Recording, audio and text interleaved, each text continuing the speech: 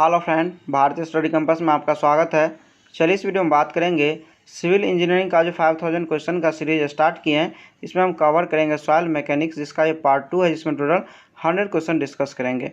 मैं बता दूं, इसमें मैंने जितना भी क्वेश्चन सेलेक्ट किए हैं, आईएएस का प्रीवियस ईयर पेपर 1995 से 2020 तक का जितना भी बेस्ट सेलेक्टेड क्वेश्चन था वो क्या किए इसमें कवर किए हैं। इससे पहले मैंने पार्ट 1 अपलोड कर दिए थे, जो नहीं देखें उसे भी जाके देखें। इसके अलावा भी मैंने कुछ पेपर अपलोड कर दिए हैं, तो आप प्ले लिस्ट में जाके देख सकते हैं। और जो भी पेपर बच गया इसको हम क्या करेंगे, जल्द ही अपलोड करने वाले हैं। ये जितना भी वीडियो होगा सभी हेल्पफुल होगा सभी सिविल इंजीनियरिंग का अपकमिंग एग्ज़ाम के लिए, यानी सिविल इंजीनियरिंग का जितना भी एग्ज़ाम आने वाला है वो सभी के लिए। तो प्लीज़ वीडियो को लाइक करें, शेयर करें एंड चैनल को सब्सक्राइब करना ना भूलें, क्योंकि आप लोग के हेल्प से ही मोटिवेशन मिलता है वीडियो बनाने का। तो प्लीज़ हेल्प ज़रूर करें, और जिनको स्पीड लगे वीडियो का ज़्यादा या कम आप अपने अनुसार मैनेज करके देख सकते हैं। तो चलिए स्टार्ट करते हैं। इस सेट का पहला क्वेश्चन देखेंगे। If during a permeability test on a soil sample with a falling head permeameter, equal time intervals are noted for drop of head from H1 to H2 and again from H2 to H3, then which one of the following relation would hold good। देखिए हम बात कर रहे हैं falling head permeability test का, जिसमें है equal time interval में हेड जो ड्रॉप कर रहा है H1 से H2, फिर ड्रॉप कर रहा है H2 से H3, तो बोल्ड है दोनों में रिलेशन बताने के लिए। देखिए हम जानते हैं फॉलिंग हेड परमेबिलिटी टेस्ट में कोएफिशिएंट ऑफ परमेबिलिटी का जो फार्मूला होता है, इसको हम क्या करेंगे, दोनों केस के लिए इक्वेट कर देंगे, तो वहाँ से मेरा क्या आएगा, दोनों में रिलेशन आ जाएगा। तो चलिए हम देखते हैं। कोएफिशिएंट ऑफ परमेबिलिटी बराबर जो होता है इस केस के लिए, यानी फॉलिंग हेड परमेबिलिटी टेस्ट के लिए, ये होता है AL/AT लॉग, और बेस ई देते हैं यहाँ पे H1/H2, और ये जो मेरा बराबर होगा AL/AT लॉग ई H2/H3। ठीक है, इसका क्या होगा, हम दोनों केस के लिए इक्वेट कर दिए। यहाँ पे देखिए सभी डाटा क्या है, मेरा ये कांस्टेंट रहेगा, इसमें कोई चेंज नहीं होगा, सिर्फ वेरिएशन होता है हेड में। तो यहाँ पे हम क्या करेंगे, दोनों को इक्वेट कर देंगे, यानी ये जो मेरा आ जाएगा H1/H2, इसको हम इक्वेट कर देंगे H2/H3 से। तो ये जो मेरा रिलेशन आ जाएगा H2 का स्क्वायर बराबर H1 इंटू H3। ठीक है, यहाँ पे हम क्या करेंगे, इक्वेट कर दिए तो ये आया। तो इसका जो सही ऑप्शन हो जाएगा ये हो जाएगा बी। उसका हम सेकेंड नंबर देखेंगे। सेकेंड में हमको दिया हुआ है, if the saturated density of a given soil is 2.1 ton per metre cube, then the total stress T in ton per metre square and the effective stress E in ton per metre square of a saturated soil stratum a depth of 4 metre will be. देखिए हम बात कर रहे हैं हमको क्या, total stress and effective stress निकालने के लिए 4 मीटर डेप्थ में। तो चलिए हम यहाँ पे देख लेते हैं। यहाँ पे मान लीजिए हम ये मान लिए क्या, ग्राउंड लेवल से 4 मीटर डेप्थ है। ठीक है, 4 मीटर मेरा क्या है, डेप्थ है। तो यहाँ पे बोल रहा है हमको टोटल स्ट्रेस और इफेक्टिव स्ट्रेस निकालने के लिए। देखिए हम जानते हैं टोटल स्ट्रेस यहाँ पे T से डिनोट किया है, तो T बराबर हम लिख देंगे यहाँ पे क्या, गामा सेचुरेशन यहाँ पे सेचुरेशन में बात कर रहा है, और यहाँ पे जितना हमको डेप्थ दिया है इसको डेप्थ, तो ये मेरा आ जाएगा क्या, टोटल स्ट्रेस। तो ये कितना दिया हुआ है हमको, ये दिया हुआ है गामा सेचुरेशन, ये दिया हुआ है 2.1, इसको हम लिखेंगे 2.1 इंटू डेप्थ कितना है 4 है, तो 4 से इसको क्या करेंगे, मल्टीप्लाई कर देंगे। तो ये जो मेरा निकल के आएगा गामा सेचुरेशन, ये आ जाएगा मेरा 8.4 टन पर मीटर स्क्वायर। ठीक है, उसके बाद बात करें इफेक्टिव स्ट्रेस का, तो इफेक्टिव में हम जानते हैं इफेक्टिव बराबर होता है क्या, टोटल स्ट्रेस माइनस पोर वाटर प्रेशर। ठीक है, तो यहाँ पे हम जो निकाल लें टोटल स्ट्रेस, ये मेरा कितना निकला 8.4, और यहाँ पे देखिए पोर वाटर प्रेशर जो हम देखते हैं, जितना मान लीजिए 4 मीटर डेप्थ है और वाटर तो मेरा सैचुरेटेड है, इसमें उतना वाटर भी होगा, तो यानी 4 इंटू हम गामा W यदि हम कर देते हैं, तो ये मेरा क्या आ जाएगा, पोर वाटर प्रेशर आ जाएगा। तो यहाँ पर हम लिख देंगे 4 इंटू, देखिए gamma W ton per metre cube में हम इसका वैल्यू क्या लेते हैं, 1 लेते हैं। ठीक है, इसका हम 1 पुट कर देंगे। यहाँ यदि हम घटाते हैं तो ये मेरा निकल के आता है क्या, 4.4 टन पर मीटर स्क्वायर। ठीक है, तो दूसरा का जो सही ऑप्शन हो जाएगा ये हो जाएगा डी। उसका हम थर्ड नंबर देखेंगे। थर्ड में हमको दिया हुआ है, an upward hydraulic gradient I of a certain magnitude with initiate the phenomenon of boiling in granule soil, the magnitude of the gradient is.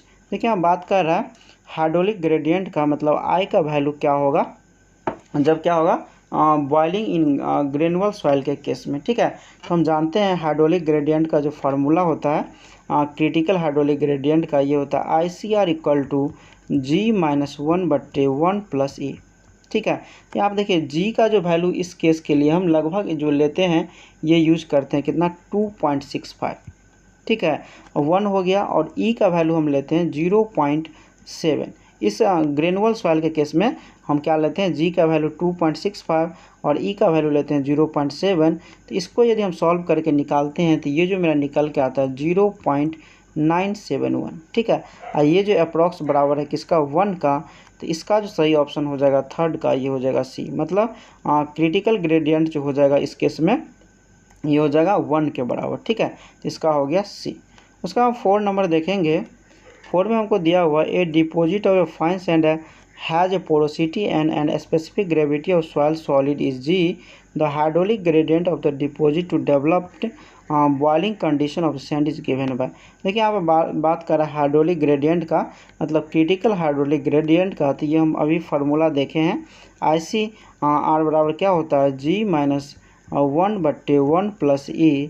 तो ये हम लिख दिए। अब देखिए यहाँ पे हमको लिया है पोरोसिटी के टर्म में, तो हम क्या करेंगे वॉइड रेशियो को चेंज कर देंगे और इसका वैल्यू हम जानते हैं क्या होता है N/1 - N, ठीक है। यहाँ पे वॉइड रेशियो बराबर होता है, रिलेशन होता है पोरोसिटी में N/1 - N। तो यहाँ पर हम पुट कर दिए। तो इसको यदि हम सॉल्व करते हैं तो ये मेरा निकल के आता है क्या, ये जो निकल के आएगा G-1 × 1 - N, ठीक है। तो इसका जो सही ऑप्शन हो जाएगा 4 का, ये हो जाएगा A। 5 नंबर देखेंगे। A bed of sand consist of 3 horizontal layer of equal thickness. The value of Darcy's K for the upper and lower layer is 1 × 10⁻² cm/s, and that for the middle layer is 1 × 10⁻1 cm/s. The ratio of the permeability of the bed in the horizontal direction to that in the vertical direction is। देखिए हम बात कर रहे हैं हमको ratio निकालने के लिए परमेबिलिटी का in horizontal direction to vertical direction, जहाँ पे हमको बेड दिया है सैंड का जो 3 लेयर का है, जिसका थिकनेस क्या है, तीनों लेयर का इक्वल है। और K का वैल्यू जो दिया हुआ है हमको अपर एंड लोअर लेयर का 1 × 10⁻² एंड मिडिल का 1 × 10⁻1, ठीक है। तो यहाँ पे देखिए हम सबसे पहले हम क्या करते हैं, हॉरिजॉन्टल डायरेक्शन के लिए हम परमेबिलिटी निकाल लेते हैं, फिर वर्टिकल का निकाल लेंगे और दोनों का क्या करेंगे, रेशियो निकाल देंगे। चलिए सबसे पहले हॉरिजॉन्टल का देखेंगे। तो KH बराबर जो होगा ये होता है क्या, K1H1 + K2H2 + K3H3 बट्टे जो मेरा हो जाता है क्या, H1 + H2 + H3, ठीक है। ये मेरा होता है, ठीक है। यहाँ पे H का वैल्यू है जो है तीनों केस के लिए इक्वल है और K का वैल्यू जो वैरी कर रहा है। तो K1 बराबर जो हमको यहाँ पे दिया हुआ है 1 × 10⁻², और प्लस मिडिल के लिए हमको कितना दिया है 1 × 10⁻1, 1 × 10⁻1, और यहाँ पे जो हमको लोअर लेयर के लिए भी दिया हुआ है 1 × 10⁻², ठीक है। और H का वैल्यू तीनों केस में इक्वल है, तो हम क्या किए, H को बाहर कर लें, ठीक है। उसके बाद नीचे में जो है तीनों H मेरा इक्वल है, तो यहाँ पर हम क्या करेंगे, तो 3H के बराबर हो जाएगा। यहाँ पर हम क्या करेंगे, H कट दिए। इसको यदि हम सॉल्व किए तो ये जो मेरा निकला कितना 1/25 cm/s, ठीक है। ये मेरा निकल गया हॉरिजॉन्टल डायरेक्शन के लिए। फिर हम क्या करते हैं, वर्टिकल डायरेक्शन के लिए निकाल लेते हैं। तो वर्टिकल डायरेक्शन के लिए हम फार्मूला जानते हैं, KB बराबर मेरा होता है H1 + H2 + H3 बट्टे H1/K1 + H2/K2 + H3/K3, ठीक है। इस तरह हम लिख दिए। अब फिर हम क्या करेंगे, यहाँ पे जो है तीनों H बराबर है, तो ऊपर में मेरा हो जाएगा क्या, इसको हम हटा के लिख देते हैं। फिर KB बराबर जो मेरा हो जाएगा ये हो जाएगा 3H के बराबर, और नीचे में क्या है H तीनों केस में इक्वल है, तो H हो जाएगा 10⁻², और ये प्लस में हो गया H/10⁻1, और ये हो जाएगा क्या, प्लस H/10⁻²। यहाँ से मेरा H हट जाएगा यदि यहाँ पे सॉल्व करेंगे तो ये जो मेरा निकल के आएगा क्या, 3/210 cm/s, ठीक है। ये मेरा निकल गया वर्टिकल डायरेक्शन के लिए। अब हमको रेशियो निकालना है, तो हम क्या करेंगे, KH/KB कर देंगे। तो ये जो मेरा निकल के आएगा कितना 1/25, इसको नीचे वाले हम लिखेंगे कितना 3/210, ठीक है। इसको यदि हम कैलकुलेट करते हैं, इसको यदि हम कैलकुलेट करेंगे तो ये जो मेरा निकल के आ जाएगा कितना 2.8 आ जाएगा, और इस 2 में मान लीजिए 1 हम लिख देते हैं, दोनों का यदि हम इस 2 में लिखेंगे तो इसका जो सही ऑप्शन हो जाएगा ये हो जाएगा बी, मतलब 2.8 to 1। 6 नंबर देखेंगे, due to rise in temperature the viscosity and unit weight of percolating fluid are reduce to 70% and 90% respectively, other thing being constant the change in the coefficient of permeability will be. देखिए हम बात कर रहे हैं जब temperature rise करता है तो उस केस में विस्कोसिटी चेंज होकर कितना आ जाता है 70% है, यूनिट वेट जो है चेंज होकर आ जाता है 90%। तो बोल्ड है कोएफिशिएंट ऑफ परमेबिलिटी में कितना चेंज आएगा। तो देखिए हम जानते हैं change of coefficient of permeability ये जो मेरा होता है K2 माइनस K1 बट्टे K1 कर देंगे, इसको 100 से मल्टीप्लाई कर देंगे तो ये मेरा हो गया change in coefficient of permeability. ठीक है, यहाँ पे देखिए हमको K2 का वैल्यू निकालना पड़ेगा। जब क्या हो गया विस्कोसिटी चेंज हुआ और यूनिट वेट चेंज हो गया तो उस केस से हम K2 निकाल लेंगे K1 के टर्म में और यहाँ पुट कर देंगे तो मेरा वैल्यू क्या होगा निकल जाएगा परसेंटेज में। तो चलिए हम देखते हैं कि हम देखिए जानते हैं डायरेक्टली प्रोपोर्शनल होता है क्या गामा डब्ल्यू यानी यूनिट वेट बट्टे विस्कोसिटी म्यू का। और इसको यदि हम K को लिखे कांस्टेंट के टर्म में तो यहाँ लिख सकते हैं K इक्वल टू मान लीजिए अल्फ़ा ले लिए और गामा डब्ल्यू बट्टे म्यू ले लिए। इसको हम क्या किए K1 मान लिए। ठीक है, सेकेंड केस में होता है K2 में जब क्या होता है ये चेंज हो जाता है अल्फ़ा गामा डब्ल्यू कितना चेंज होकर आ जाता है 90% पे आ जाता है तो 0.9 क्या लिखेंगे गामा डब्ल्यू और यहाँ पे हम लिखेंगे म्यू जो मेरा है विस्कोसिटी में चेंज आ गया कितना आता है 70% यानी 0.7 म्यू। ठीक है, ये मेरा आया। तो यहाँ पे देखिए alpha gamma W by mu ये तीनों मिला के क्या है K1 के बराबर है। यहाँ पर हम क्या करेंगे K2 बराबर यदि अरेंज करें तो ये तो 0 हट जाएगा यानी 9/7 और इतना बराबर K1 है जिसको हम क्या किए K1 लिख दिए। अब यहाँ पे हम क्या करेंगे लिख देंगे K2 बराबर 9/7 K1 और माइनस हो जाएगा K1 बट्टे K1। तो यहाँ से हम क्या करेंगे हटा लेंगे K1 का वैल्यू, इसको 100 से मल्टीप्लाई कर देंगे तो ये जो मेरा निकल के आएगा 28% से 28.6%। इसका जो सही ऑप्शन हो जाएगा ये हो जाएगा बी।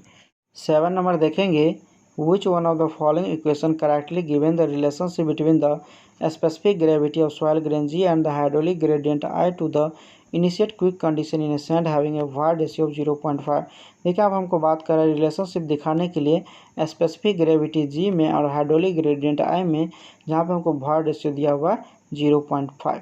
देखिए हम जानते हैं क्विक सैंड कंडीशन के केस में हाइड्रोलिक ग्रेडियंट का जो फार्मूला होता है मेरा I बराबर ये होता है G-1/1 प्लस E और E यानी void रेशियो हुआ और जिसका वैल्यू हमको दिया हुआ है 0.5। ये हम यदि यहाँ पर पुट कर दिए ये मेरा कितना आ जाएगा I बराबर G-1/1.5 यानी 1 + 0.5 को यदि ऐड कर दिए तो अब यदि हम इसको इस साइड ले जाए तो ये मेरा कितना आ जाएगा 1.5 I बराबर हो जाएगा G-1 और 1 को इधर ले आए तो ये मेरा आ जाएगा G बराबर 1.5 I + 1। ठीक है, तो ये जो रिलेशनशिप दिखा रहा है ये सी में दिखा रहा है तो इसका जो सही ऑप्शन हो जाएगा ये हो जाएगा सी। 8 नंबर देखेंगे, a sand deposit has a porosity of 1/3 and its specific gravity is 2.5। The critical hydraulic gradient to cause sand boiling in the stratum will be. ठीक है, हम बात कर रहे हैं बॉइलिंग सैंड कंडीशन के केस में क्रिटिकल हाइड्रोलिक ग्रेडियंट निकालने की। यहाँ पोरोसिटी का वैल्यू हमको 1/3 दिया हुआ और स्पेसिफिक ग्रेविटी दिया हुआ है 2.5। देखिए हम डायरेक्ट फार्मूला जानते हैं ICR यानी क्रिटिकल हाइड्रोलिक ग्रेडियंट बराबर ये जो मेरा होता है पोरोसिटी के टर्म में ये होता है G-1 × 1 - n और यहाँ पर हम डायरेक्ट वैल्यू पुट कर देंगे 2.5 - 1 इंटू हो जाएगा क्या 1 - 1/3। इसको यदि हम सॉल्व करते हैं तो ये मेरा 1 के बराबर आता है तो इसका जो सही ऑप्शन हो जाएगा 8 का ये हो जाएगा सी। 9 नंबर देखेंगे, कंसीडर द फॉलोइंग स्टेटमेंट। यहाँ पर हमको 3 स्टेटमेंट दिया हुआ है, बोल रहा है कौन सा सही है। तो हम पहला स्टेटमेंट देखेंगे। पहला हमको दिया हुआ है constant hand permeameter is best suited for determination of coefficient of permeability high impermeable soil. देखिए यहाँ पर बात कर रहा है कांस्टेंट हैंड परमेमीटर का जो हम यूज़ करते हैं कोएफिशिएंट ऑफ परमेबिलिटी निकालने के लिए। तो ये जो हम करते हैं किसके लिए परमेबल सॉइल के लिए, न कि इम्परमेबल के लिए। यहाँ पे इम्परमेबल दिया हुआ है कि ये स्टेटमेंट क्या हो जाएगा गलत हो जाएगा। सेकेंड हमको दिया हुआ है coefficient of permeability of a soil mass decrease with increase in viscosity of the four fluid. देखिए हम बात कर रहा है कोएफिशिएंट ऑफ परमेबिलिटी डिक्रीज करता है जब क्या होता है विस्कोसिटी इंक्रीज करता है।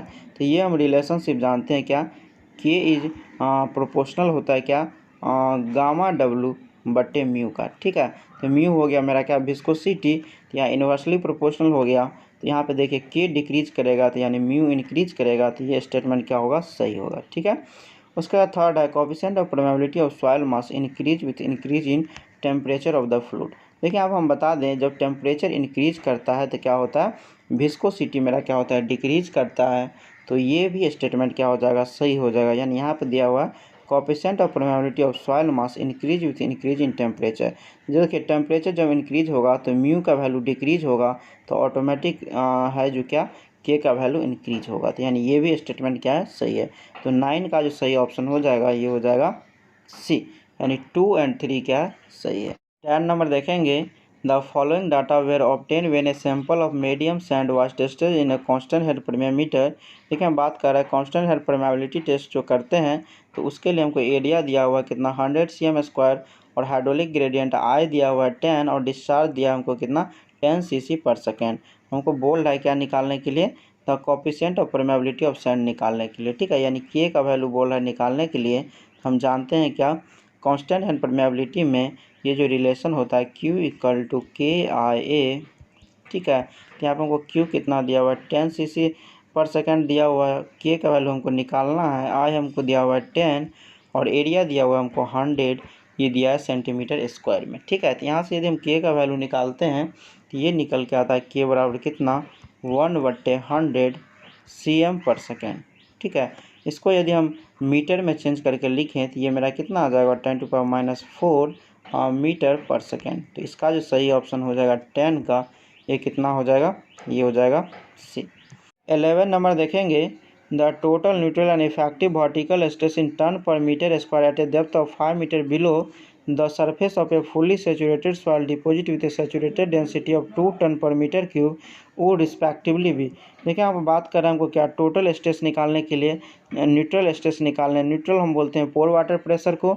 उसके बाद है इफेक्टिव वर्टिकल स्ट्रेस निकालने के लिए इन टन पर मीटर स्क्वायर में डेप्थ है 5 मीटर बिलो और हमको सैचुरेटेड डेंसिटी दिया हुआ है 2 टन पर मीटर क्यूब। ठीक है, यहाँ पे देखिए हम जानते हैं टोटल स्ट्रेस बराबर जो होता है फार्मूला ये होता है गामा सैचुरेशन, यहाँ पे यूज़ किया है तो गामा सैचुरेशन लिख लेंगे, जेड यहाँ पे लिख लेंगे जितना डेप्थ में दिया है। ठीक है, उसके बाद दिया हुआ है न्यूट्रल स्ट्रेस, इसको हम बोलते हैं पोर वाटर प्रेशर, इसका जो यू से डिनोट करते हैं, और ये जो मेरा होता है गामा डब्ल्यू इंटू जेड जितना डेप्थ में है। और हम जानते हैं इफेक्टिव स्ट्रेस बराबर कितना होता है, ये होता है टोटल स्ट्रेस माइनस पोर वाटर प्रेशर। तो यहाँ पर हम देखेंगे टोटल स्ट्रेस जो मेरा हो जाएगा क्या, गामा सैचुरेशन हमको दिया हुआ है कितना, 2 दिया हुआ है और हमको जेड जो डेप्थ दिया हुआ है 5 मीटर दिया हुआ है, तो यहाँ 5 पुट करेंगे तो मेरा ये टोटल स्ट्रेस जो निकल जाएगा ये 10 आ जाएगा, ये आएगा टन पर मीटर स्क्वायर में। ठीक है, उसके बाद हम पोर वाटर प्रेशर देखें तो यहाँ पे हमको गामा डब्ल्यू का वैल्यू कितना 1 यूज करेंगे तो 1 हो जाएगा, जेड हमको 5 दिया हुआ तो मेरा कितना आ जाएगा 5 आ जाएगा। और इफेक्टिव स्ट्रेस हम जानते हैं क्या होता है, टोटल स्ट्रेस यानी 10 और माइनस पोर वाटर प्रेशर यानी 5 डिवाइड कर देंगे तो ये मेरा कितना आ जाएगा 5। तो 11 का जो सही ऑप्शन हो जाएगा ये हो जाएगा डी। 12 नंबर देखेंगे, a stratified soil deposit has a 3 layer of thickness Z1 equal to 4, Z2 equal to 1 and Z3 equal to 2 unit and the corresponding permeability of K1 equal to 2, K2 equal to 1 and K3 equal to 4 respectively. The average permeability perpendicular to the bedding plane will be. देखिए हम बात कर रहे हैं हमको क्या, permeability निकालने के लिए वर्टिकल प्लेन में जिसका थिकनेस हमको तीनों लेयर का अलग अलग दिया हुआ है और इसके परमेबिलिटी भी क्या है अलग अलग दिया हुआ है। तो चलिए इसका हम फार्मूला जानते हैं कि वर्टिकल डायरेक्शन का हम जानते हैं क्या होता है, H1 प्लस H2 प्लस क्या H3 बट्टे यहाँ पे हो जाएगा मेरा क्या H1 बट्टे K1 प्लस हो जाएगा H2 बट्टे K2 और यहाँ हो जाएगा H3 बट्टे K3। ठीक है, यहाँ पे देखिए हमको सबका वैल्यू दिया हुआ है, H1 का दिया हुआ है कितना 4, यहाँ पे Z से डिनोट किया है, और H2 का दिया हुआ है 1 और यहाँ पे हमको दिया हुआ है H3 का ये दिया हुआ है 2। उसके बाद यहाँ भी हम देखें तो H1 का दिया हुआ है 4 और H2 हमको कितना दिया हुआ है 1 दिया हुआ है और हमको H3 दिया हुआ है 2 और K का वैल्यू हमको दिया हुआ है K1 का 2 और K2 का हमको दिया हुआ है 1 और K3 का दिया हुआ है 4। यहाँ हम सभी वैल्यू पुट कर देंगे, ये जो मेरा निकल के आ जाएगा वर्टिकल डायरेक्शन का परमेबिलिटी ये आ जाएगा 2। ठीक है, तो इसका जो सही ऑप्शन हो जाएगा ये हो जाएगा बी। 13 देखेंगे, यहाँ पे हमको मैच कराने के लिए दिया हुआ है, सॉइल का टाइप दिया हुआ है और कोएफिशिएंट ऑफ परमेबिलिटी दिया हुआ है mm/सेकेंड में। बोल रहा है किस सॉइल के लिए कौन सा परमेबिलिटी का वैल्यू होगा। ठीक है, तो यहाँ पर हम देखेंगे पहला हमको दिया हुआ है ग्रेवल, तो इसका देखिए होता है कोएफिशिएंट ऑफ परमेबिलिटी mm/सेकेंड में ग्रेटर देन 1 होता है। ठीक है, उसके बाद है क्ले सिल्ट एडमिक्सचर, इसका होता है 10⁻⁴ टू 10⁻�6। उसके बाद लूज है, इसका होता है 10⁻² टू 10⁻⁴।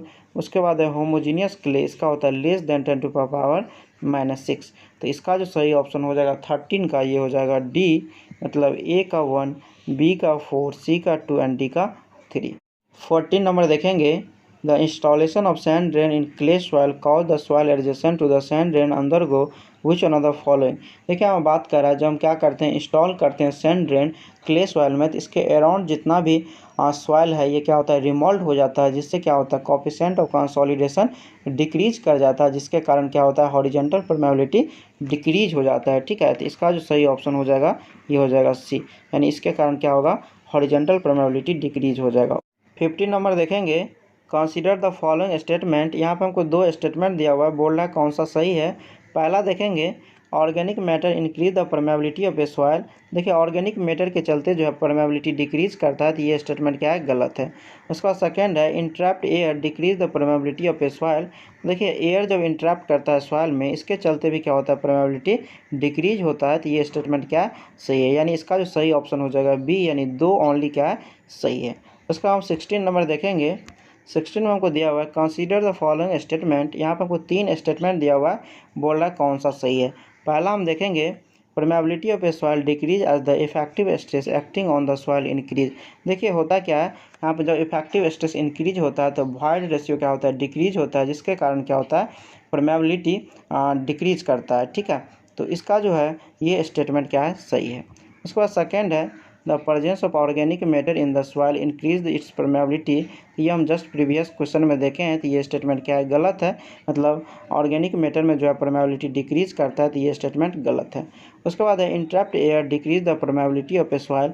तो देखिए एयर इंट्रैप्ट करने से परमेबिलिटी डिक्रीज करता है, तो ये स्टेटमेंट क्या है सही है। तो इसका जो सही ऑप्शन हो जाएगा ये हो जाएगा डी, यानी 1 एंड 3 क्या है सही है।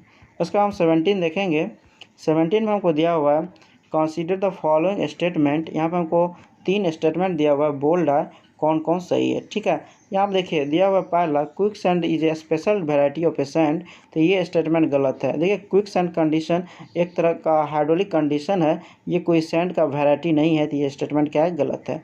सेकेंड है quick sand is not a material but A hydraulic condition, तो ये स्टेटमेंट क्या है सही है क्योंकि ये हाइड्रोलिक कंडीशन है। उसके बाद थर्ड है in nature quick sand condition is observe usually in course silt या फाइन सैंड। तो देखिए ये जो मेन रूप से देखा जाता है कोर्स सिल्ट या फाइन सैंड में, तो ये स्टेटमेंट क्या है सही है। तो 17 का जो सही ऑप्शन हो जाएगा यानी 2 एंड 3 क्या है सही है, तो इसका जो सही ऑप्शन हो जाएगा ये हो जाएगा सी। 18 नंबर देखेंगे consider the following statement apparent cohesion in sand is exhibit mainly due to. यहाँ पर देखिए एपरेंट कोहेशन से रिलेटेड हमको स्टेटमेंट दिया हुआ है, बोल रहा है कौन सा सही है। तो सबसे पहले हम बता दें एपरेंट कोहेशन क्या होता है। तो देखिए एपरेंट कोहेशन हम बोलते हैं जब कैपिलरी मॉइस्चर जो है राइज करता है पोर में सैंड का, जिसके कारण क्या होता है निगेटिव पोर वाटर प्रेशर डेवलप होता है, उसी को हम क्या बोलते हैं एपरेंट कोहेशन बोलते हैं। ठीक है, जब कैपिलरी मॉइस्चर राइज करता है तो सैंड क्या होता है बल्की हो जाता है, जिसके कारण सैंड को कंपैक्ट करना एंड स्टेबल करना मुश्किल हो जाता है, जिससे क्या होता है वॉल्यूम ऑफ सैंड क्या होता है इंक्रीज हो जाता है। जब वॉल्यूम ऑफ सैंड इंक्रीज होगा तो इसका क्या होता है डेंसिटी डिक्रीज कर जाएगा। तो यानी पहला स्टेटमेंट सही है, यानी रिडक्शन इन डेंसिटी। ठीक है, दूसरा है इंक्रीज इन डेंसिटी, तो ये क्या हो जाएगा गलत हो जाएगा। थर्ड में है कैपिलरी मॉइस्चर इन पोर, तो हम इसका डेफिनेशन ही बताएं एपरेंट कोहेशन का, तो क्या होता है पोर में कैपिलरी मॉइस्चर राइज करता है, तो ये भी स्टेटमेंट क्या होगा सही होगा। यानी 18 का जो सही ऑप्शन हो जाएगा ये हो जाएगा बी, यानी 1 एंड 3 क्या है सही है।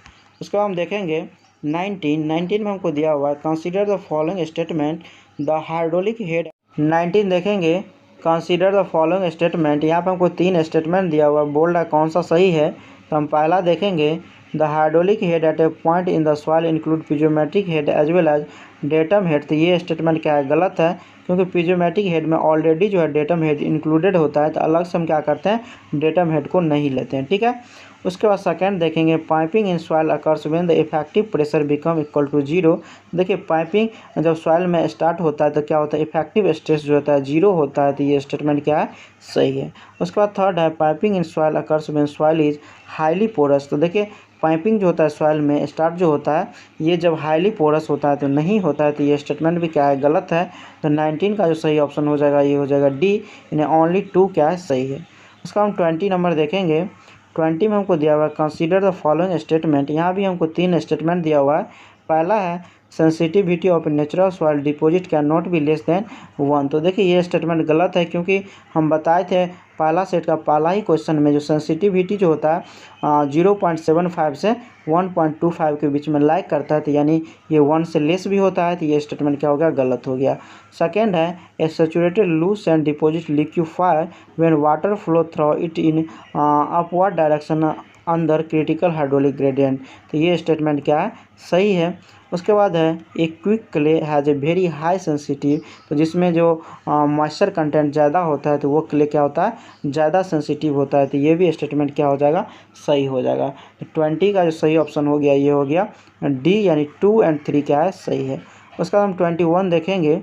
21 में हमको दिया हुआ है, consider the following statement, the coefficient of permeability के डिपेंड अपॉन। देखिए हमें बात कर रहा है जो कोएफिशिएंट ऑफ परमेबिलिटी जो है किस किस चीज़ पे डिपेंड करता है, तो हम आपको यहाँ पे इसका फार्मूला बता दें रिलेशन का। ये हम जानते हैं के इक्वल टू जो होता है CD² गामा W बट्टे म्यू इंटू EQ बट्टे 1+E। ठीक है, तो ये जो डिपेंड करता है किस पे, वॉइड रेशियो पे डिपेंड करता है, तो पहला स्टेटमेंट क्या हो जाएगा, इसका सही हो जाएगा।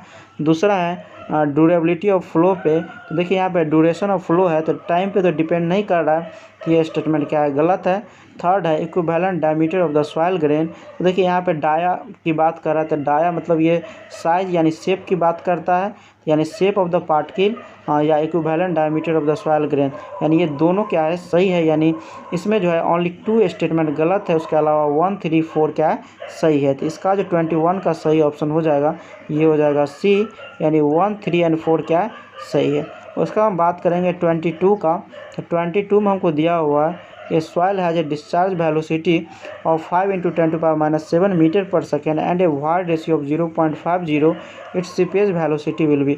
देखिए हम जानते हैं सीपेज वेलोसिटी का जो फार्मूला होता है VS = डिस्चार्ज वेलोसिटी बट्टे N, यानी पोरोसिटी। ठीक है, यहाँ पर डिस्चार्ज वेलोसिटी हमको कितना दिया हुआ है, ये दिया हुआ 5 × 10⁻⁷। यहाँ पर हम ये क्या करें, पुट कर दिए। ठीक है, और यहाँ पे है मेरा पोरोसिटी, तो हम पोरोसिटी और वॉइड रेशियो में रिलेशन जानते हैं, ये होता है E/1+E। यहाँ पर हम क्या करेंगे, E/1+E लिख दिए, और E यानी वॉइड रेशियो को जिसका वैल्यू दिया हुआ है 0.5, यहाँ पर हम क्या करेंगे 0.5 पुट कर देंगे। यहाँ जो मेरा वैल्यू निकल के आएगा 22 का, ये हो जाएगा कितना, 15 × 10⁻⁷ मीटर पर सेकेंड। तो इसका जो सही ऑप्शन हो जाएगा, ये हो जाएगा ए। उसका हम बात करेंगे 23 की। तो 23 में हमको दिया हुआ है, the void ratio of a given soil A is twice that the another soil B, will the effective size of the particle of a soil A is 1/3 of that of a soil B, the ratio of the height of capillary rise of water in soil A to that in soil B is। देखिए यहाँ पे बात कर रहे हैं ratio निकालने के लिए हाइट ऑफ कैपिलरी राइज का, जहाँ पे हमको क्या दिया हुआ है, वॉइड रेशियो में रिलेशन दिया हुआ है, और हमको effective size of the particle में। ठीक है, यहाँ पर हम देखिए इसका हम फार्मूला जानते हैं, H बराबर जो होता है इस केस के लिए C/E × D10। ठीक है, जो इसका effective size of the particle है। ठीक है, यहाँ पे देखिए इसका यदि हम HA/HB कर दें, HA/HB कर दें यहाँ पे, ये मेरा क्या आ जाएगा, C/A आ जाएगा, फिर क्या E × D10। ठीक है, इसको यदि हम ऊपर ले जाएं तो इसके लिए ऊपर आ जाएगा, इसके लिए नीचे रहेगा। तो यहाँ पे हम इसको किस तरह से लिख सकते हैं, देखिए HA/HB, ये जो मेरा हो जाएगा क्या, ये हो जाएगा EB/EA × D10 B के लिए और D10 A के लिए। ठीक है, ये मेरा हो गया। और यहाँ पे देखिए हमको जो रिलेशन दिया हुआ है void ratio of a given soil का दिया हुआ है twice that of another soil B, यानी कहने का मतलब है ई जो है ए का ये हमको दिया हुआ है 2 टाइम्स दिया हुआ है ई इंटू बी का। ठीक है, यहाँ पे यदि हम ई बी बट्टे ई ए निकाल लें ये कितना आ जाएगा 1/2 आ जाएगा, ये इधर ले जाएंगे इसके जगह हम क्या करेंगे 1/2 पुट कर देंगे।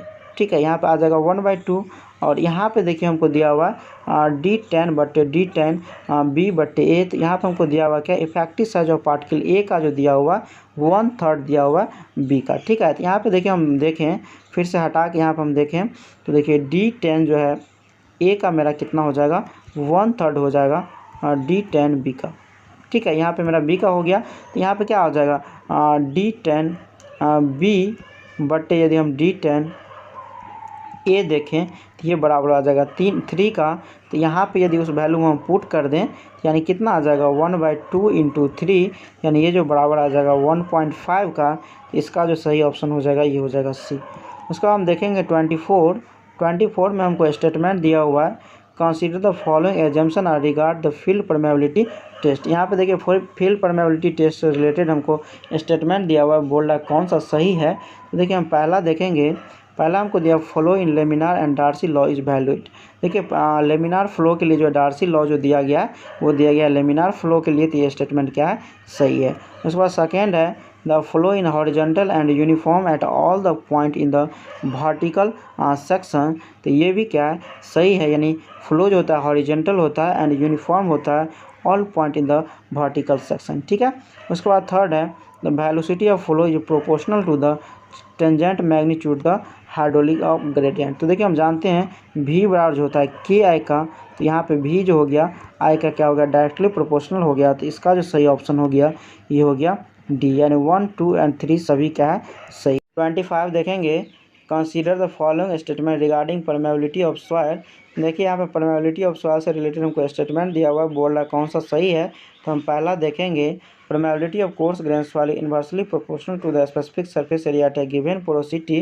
तो ये स्टेटमेंट सही है क्योंकि हम जानते हैं जितना भी सॉइल का ग्रेन साइज बढ़ेगा उतना स्पेसिफिक सरफेस एरिया घटेगा, यानी इसका क्या होगा इन्वर्सली प्रोपोर्शनल होगा, तो ये स्टेटमेंट क्या है सही है। सेकेंड देखेंगे direct measurement of permeability of a soil specimen at any stage of loading in oedometer test can be made only fixed ring type oedometer. ठीक है, देखिए यहाँ पे बात करें डायरेक्ट हम परमेबिलिटी जो मेजर करते हैं एनी स्टेज ऑफ लोडिंग के लिए जो ऑडियोमीटर टेस्ट करते हैं इसके लिए हम यूज़ करते हैं क्या फिक्स्ड रिंग टाइप ऑडियोमीटर। तो ये की क्या है सही है, तो इसका जो सही ऑप्शन हो जाएगा ये हो जाएगा ए। 26 देखेंगे consider the following statement in the context of A capillary pressure in soils. देखिए यहाँ पे कैपिलरी प्रेशर इन सॉइल से रिलेटेड हमको स्टेटमेंट दिया हुआ है, बोल रहा कौन सा सही है। तो हम पहला देखेंगे pore water pressure is negative in capillary zone, तो ये स्टेटमेंट सही है क्योंकि हम पहले ही बता चुके थे जो कैपिलरी जोन में क्या होता है मॉइस्चर जो राइज करता है तो उस केस में क्या होता है निगेटिव पोर वाटर प्रेशर होता है, तो ये स्टेटमेंट क्या है सही है। सेकेंड है water is in tension in capillary zone, तो जब क्या होता है पोर वाटर प्रेशर राइज करता है एबव तो ये क्या होता है टेंशन में होता है, तो ये भी स्टेटमेंट क्या है सही है। थर्ड है capillary pressure is more in course grain soil, तो ये स्टेटमेंट गलत है क्योंकि जितना फाइन सैंड या सॉइल की बात करें उसमें क्या होता है कैपिलरी राइज ज़्यादा होता है, तो ये स्टेटमेंट क्या है गलत है। तो 26 का जो सही ऑप्शन हो जाएगा ये हो जाएगा ए। 27 देखेंगे an extended layer of soil with homogeneous surrounded grain has 10% of the material finer than 0.07 mm। The constant to be adopted to determine its permeability has been recommended as 750। What is its permeability. देखिए हम बात कर रहे हैं permeability निकालने का, तो इस केस के लिए जो हम परमेबिलिटी का फार्मूला यूज़ करेंगे ये यूज़ करेंगे K = C × D10 का स्क्वायर। ठीक है, यहाँ पे देखिए C का वैल्यू जो हमको कांस्टेंट दिया हुआ है 750, यहाँ 750 पुट कर देंगे और D10 बराबर हमको दिया हुआ 0.07 mm, तो इसको हम क्या करेंगे 0.07 का स्क्वायर कर देंगे। तो इसको यदि हम कैलकुलेट करेंगे तो ये जो मेरा वैल्यू निकल के आएगा 3.675 और ये जो होता है मीटर पर डे में आता है ये आएगा मीटर पर डे में, तो इसका जो सही ऑप्शन हो जाएगा ये हो जाएगा डी। उसका हम 28 देखेंगे। 28 में हमको दिया हुआ है soil has a discharge velocity of 6 × 10⁻⁷ metre per second and void ratio of 0.5 its seepage velocities.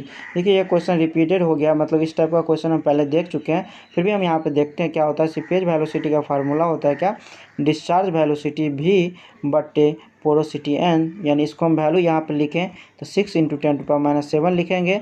और हम जानते हैं यहाँ पे जो पोरोसिटी और वॉइड रेशियो में रिलेशन होता है ये होता है E/1 + E, क्योंकि यहाँ पे हमको वॉइड रेशियो का वैल्यू दिया हुआ है।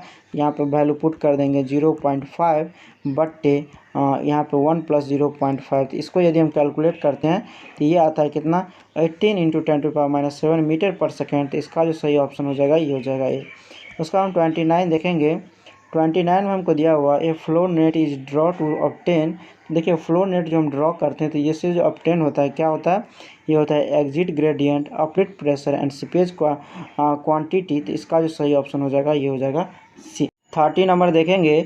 ए flow net constructed determine the seepage through an earthen dam which is homogeneous but anisotropic, gave 4 flow channel and 16 equipotential drop. The coefficient of permeability in the horizontal and vertical direction 4 × 10⁻⁷ meter/second and 1 × 10⁻⁷ meter/second respectively. If the storage head was 20 meter, then the seepage per unit length of the dam in meter/cube/second would be। देखिए हम बात कर रहे हैं हमको seepage per unit length निकालने के लिए। यहाँ पे देखिए इसका जो फार्मूला होगा ये होता है क्या, Q = K डैश इंटू क्या होगा NF/ND इंटू H। ठीक है, यहाँ पे के जो हो गया ये मेरा जो परमेबिलिटी है हॉरिजॉन्टल और वर्टिकल का, तो दोनों का हम क्या करेंगे रूट के अंदर पुट कर देंगे तो ये मेरा क्या होगा के डैश निकल जाएगा। ठीक है, यानी 4 × 10⁻⁷ कर दिए इंटू क्या करेंगे 1 × 10⁻⁷ कर देंगे, ये मेरा के का वैल्यू निकल जाएगा। और फ्लो चैनल हमको कितना दिया हुआ है, ये 4 दिया हुआ है, तो हम क्या करेंगे 4 पुट कर देंगे। और इक्विपोटेंशियल ड्रॉप हमको 16 दिया हुआ है यहाँ पे, तो 16 पुट कर देंगे। और H बराबर हमको कितना दिया हुआ है यहाँ पे 20 दिया है, तो 20 पुट कर देंगे। और इसको यदि हम सॉल्व करते हैं तो ये जो मेरा निकल के आता है ये कितना आ जाएगा 10 × 10⁻⁷ मीटर/सेकेंड। तो इसका जो सही ऑप्शन हो जाएगा ये हो जाएगा बी। 31 देखेंगे। To make certain that the backfill material is more pervious than the soil to be drain, the relationship used is. तो ये जो हम रिलेशनशिप यूज करते हैं D15 filtered greater than equal to 5 times the D15 protected soil. तो इसका जो सही ऑप्शन हो जाएगा ये हो जाएगा डी। उसका हम 32 देखेंगे। 32 में हमको दिया हुआ है the configuration of flow net depend upon. तो ये जो डिपेंड करता है किस पे, ये डिपेंड करता है the boundary condition of flow पे। तो इसका जो सही ऑप्शन हो जाएगा ये हो जाएगा सी। 33 देखेंगे। Consider the following statement ferritic line in an earthen damage. यहाँ पे फेरेटिक लाइन से रिलेटेड स्टेटमेंट दिया हुआ है, बोल रहा कौन सा सही है। यहाँ पे यदि हम डैम का डायग्राम देखें तो कुछ इस टाइप से हमको दिखेगा, और इसमें यदि हम फेरेटिक लाइन दिखाएं तो कुछ इस टाइप से मेरा दिखेगा। ठीक है, तो यहाँ पे देखिए फेरेटिक लाइन जो है अप्रॉक्स जो है पैराबोलिक होता है, और यहाँ पे जो मेन रूप से जो क्या होता है ये 0 के बराबर शो करता है, मेन रूप से यहाँ शो करता है एटमॉस्फेरिक प्रेशर। तो इसका जो सही ऑप्शन हो जाएगा ये हो जाएगा सी, यानी 3 और 4 क्या है सही है। यानी ये the top most flow line with 0 water pressure show करता है, और ये जो अप्रॉक्सीमेट होता है पैराबोलिक होता है। तो इसका जो सही ऑप्शन हो जाएगा ये हो जाएगा सी। 34 देखेंगे। A flow net of a copper dam foundation has a 6 flow channel and 80 potential drop. The head of water loss during seepage is 6 meter. If the coefficient of permeability of foundation is 4 × 10⁻⁵ meter per minute, then the seepage loss per meter length of the dam will be। देखिए आप बात कर रहे हैं हमको seepage loss पर metre length निकालने के लिए, तो इसके लिए हम जानते हैं Q बराबर क्या होता है KH × NF/ND। ठीक है, तो यहाँ पे NF हो गया मेरा क्या, ये हो गया फ्लो चैनल, तो इसका वैल्यू हमको 6 दिया हुआ है यहाँ पे। और ND हो गया इक्विपोटेंशियल ड्रॉप, तो इसका वैल्यू हमको 18 दिया हुआ है, तो 18 पुट कर देंगे। H बराबर हमको कितना दिया हुआ है, ये दिया हुआ है 6 मीटर, ये 6 पुट कर देंगे। और K बराबर हमको दिया हुआ है कितना 4 × 10⁻⁵ मीटर/मिनट में दिया हुआ है। तो इसको हम क्या करेंगे यूनिट चेंज हो जाएगा फिर, तो यहाँ पे यदि वैल्यू निकल के आएगा सॉल्व करेंगे तो ये आएगा 11.5 × 10⁻² मीटर क्यूब पर डे। तो इसका जो सही ऑप्शन हो गया ये हो गया सी। उसका हम 35 देखेंगे। 35 में हमको दिया हुआ है which one of the following set is use to control the seepage through the foundation of an earthen dam. देखिए बात कर रहा है सीपेज को हम कंट्रोल करने के लिए कौन कौन चीज़ यूज करते हैं, तो इसका जो सही ऑप्शन हो जाएगा 35 का ये हो जाएगा बी, यानी cut off seat file, up stream blanket या कट ऑफ ट्रेंच। ठीक है, तो ये सभी हम यूज करते हैं सीपेज को कंट्रोल करने के लिए। तो इसका जो सही ऑप्शन हो गया ये हो गया बी। 36 देखेंगे। Consider the following statement, the function of a cut off in earth dam is to. देखिए हम बात कर रहे हैं function of cut off in earth dam में, तो ये मेन रूप से क्या करता है, प्रिवेंट करता है अंडर माइनिंग ऑफ फाउंडेशन यानी सीपेज लॉस को क्या करता है, बचाता है। दूसरा करता है reduce loss of store water, मतलब जो वाटर स्टोर करके रखे हैं उसको लॉस होने से बचाता है। तो इसका जो सही ऑप्शन हो जाएगा ये हो जाएगा सी, यानी 2 और 3 क्या है, सही है। 37 देखेंगे, यहाँ पे हमको मैच कराने के लिए दिया हुआ प्रोटेक्टिव मेजर दिया हुआ और इसका पर्पस दिया हुआ है। तो यहाँ पर हम देखेंगे ए में इन्वर्टेड फिल्टर, तो इसका हो जाएगा सही 2, यानी to prevent escape of fine soil by seepage water. उसके बाद है रिप रैप, तो इसका हो जाएगा 1, यानी to protect river bank from erosion by river flow. उसके बाद है क्ले कोर, तो इसका हो जाएगा 4, यानी to reduce seepage of water through the body of the earth dam. ठीक है। उसके बाद है सैंड कॉलम, इसका हो जाएगा 3, यानी to reduce damage due to liquefaction of saturated granular soil during earthquake. तो इसका जो सही ऑप्शन हो जाएगा ये हो जाएगा डी, मतलब ए का 2, बी का 1, सी का 4 एंड डी का 3। 38 देखेंगे, यहाँ पे हमको मैच कराने के लिए दिया हुआ है, बोल रहा है किसको हम किस पर्पज़ से यूज़ करते हैं। तो ए में हम देखेंगे ग्रेडेड फिल्टर, तो इसका जो हम यूज़ करते हैं to drain water without losing fine from the soil. उसके बाद है लाइम ट्रीटमेंट, तो ये जो हम करते हैं किसके लिए, to stabilize black cotton soil. उसके बाद सी में है इम्परवियस क्ले कोट, तो इसका जो हम यूज़ करते हैं to reduce seepage of water through the body of earth dam. ठीक है। उसके बाद है कॉटन ग्रूटिंग, तो इसका जो हम यूज़ करते हैं to reduce water seepage through the foundation below the dam. तो 38 का जो सही ऑप्शन हो जाएगा ये हो जाएगा ए, यानी ए का 4, बी का 3, सी का 1 एंड डी का 2। उसका हम 39 देखेंगे। 39 में हमको यहाँ पे दिया हुआ है from A flow net which of the following information can be obtain. देखिए यहाँ पे बात कर रहा है फ्लो नेट जो हम डायग्राम ड्रॉ करते हैं, तो बोल रहा है इससे हम कौन कौन सा इन्फॉर्मेशन जो होता है ऑब्टेन होता है यानी प्राप्त होता है। तो 39 का जो हम देखेंगे तो ये होता है क्या, रेट ऑफ फ्लो, और होता है पोर वाटर प्रेशर के बारे में जानकारी और एग्जिट ग्रेडियंट के। तो इसका जो सही ऑप्शन हो जाएगा ये हो जाएगा बी, यानी 1, 2 एंड 3 क्या है, सही है। ये जो है परमेबिलिटी के बारे में जानकारी नहीं देता है, क्योंकि परमेबिलिटी जो एक तरह से होता है क्या, ये डिपेंड करता है किस पे, सॉइल के प्रॉपर्टी पे and property of fluid flowing पे। ठीक है, तो इस पर डिपेंड नहीं करता है, तो इसका जो सही ऑप्शन हो जाएगा ये हो जाएगा बी। 40 देखेंगे, a sand sample has a bulk density of 20 kilonewton per metre cube and a degree of saturation of 70%. If the specific gravity of soil grain is 2.65, the value of critical hydraulic gradient for the soil will be। देखिए हम बात कर रहे हैं critical hydraulic gradient निकालने के लिए, इसका हम फार्मूला जानते हैं, आई बराबर क्या होता है, G-1/1 + E। ठीक है। यहाँ पे हमको देखिए वायर रेशियो हमको नहीं दिया हुआ है, तो सबसे पहले हमको क्या करना पड़ेगा, वायर रेशियो निकालना पड़ेगा। तो हमको दिया क्या हुआ है, बल्क डेंसिटी दिया हुआ है और डिग्री ऑफ सैचुरेशन दिया हुआ है। तो हम क्या करेंगे, इसका यूज करके हम क्या करेंगे, वायर रेशियो निकाल लेंगे। इसका देखिए बल्क डेंसिटी का जब फार्मूला देखते हैं ये होता है गामा टी बराबर G + SE/1 + E इंटू हो जाएगा क्या, गामा W। ठीक है, ये मेरा हो गया। यहाँ पे हमको डिग्री ऑफ सैचुरेशन कितना दिया हुआ, 0.7 हो जाएगा, यहाँ पे ये यूज़ करेंगे 0.7। और गामा टी का वैल्यू हमको कितना दिया हुआ है, 20 दिया हुआ है। जी का वैल्यू हमको कितना दिया हुआ है, 2.65। और गामा डब्ल्यू का वैल्यू हम कितना, 10 ले लेते हैं। ठीक है, तो यहाँ से मेरा ई का वैल्यू क्या होगा, निकल जाएगा। तो ई का वैल्यू जो निकल के आएगा ये कितना आ जाएगा, 0 यानी वायर रेशियो का वैल्यू निकल के आएगा 0.5। और इसको हम क्या करेंगे, आई बराबर G-1/1 + E में पुट कर देंगे। तो यहाँ पे E बराबर हो जाएगा 0.5 और G का वैल्यू हमको दिया हुआ है क्या, 2.65। तो यहाँ से यदि हम सॉल्व करके निकालते हैं, ये मेरा निकल के कितना आता है, 1.15। तो इसका जो सही ऑप्शन हो जाएगा ये हो जाएगा डी। 41 देखेंगे, a masonry damage founded on a pervious sand, a factor of safety of 4 is required against boiling for the sand and equal to 45% and GS equal to 2.65. The maximum permissible upward hydraulic gradient will be nearly। देखिए हम बात कर रहे हैं हमको निकालने के लिए maximum permissible upward hydraulic gradient, जहाँ पे हमको पोरोसिटी दिया हुआ है 45% और स्पेसिफिक ग्रेविटी दिया हुआ है 2.65 और फैक्टर ऑफ सेफ्टी दिया हुआ है हमको कितना, 4। तो हम जानते हैं क्या, फैक्टर ऑफ सेफ्टी बराबर जो होता है मेरा ये होता है हाइड्रोलिक क्रिटिकल हाइड्रोलिक ग्रेडियंट बट्टे परमिसेबल अपवर्ड हाइड्रोलिक ग्रेडियंट, यानी इसको हम आई से डिनोट कर देते हैं। तो ये होता है। और यहाँ पे हमको फैक्टर ऑफ सेफ्टी कितना, 4 दिया हुआ है।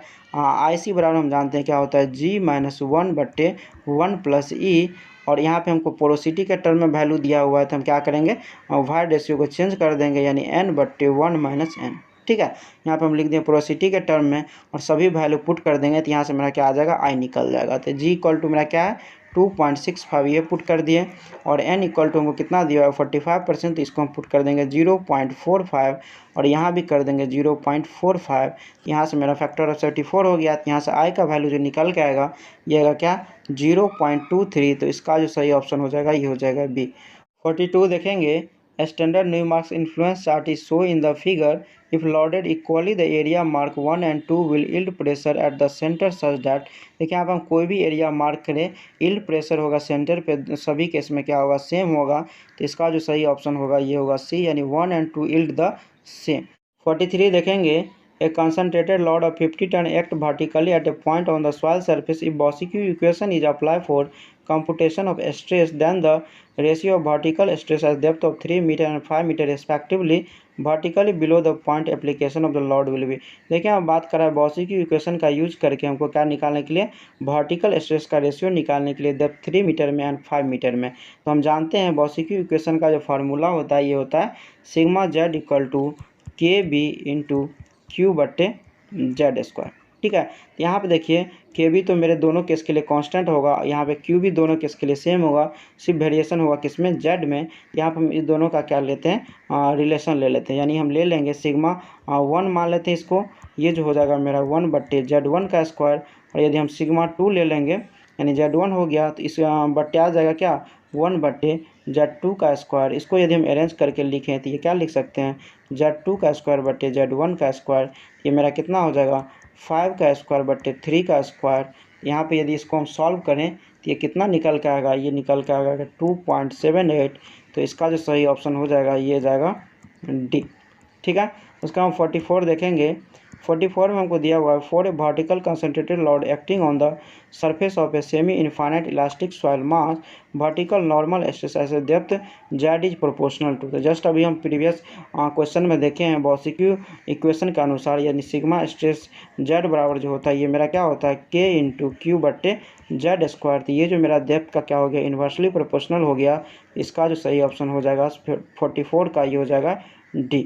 45 देखेंगे, with a vertical point load on the surface when the considering the vertical plane passing through the load the stress get reduced by 52.3% at the depth of।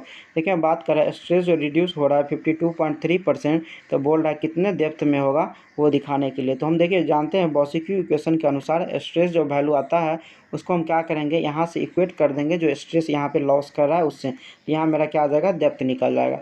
चलिए हम जानते हैं Boussinesq इक्वेशन के अनुसार जो हम जानते हैं स्ट्रेस बराबर आता है 0.4775 Q/Z²। ये जो मेरा हो गया कांस्टेंट का वैल्यू हम क्या किए डायरेक्ट यूज़ कर लिए।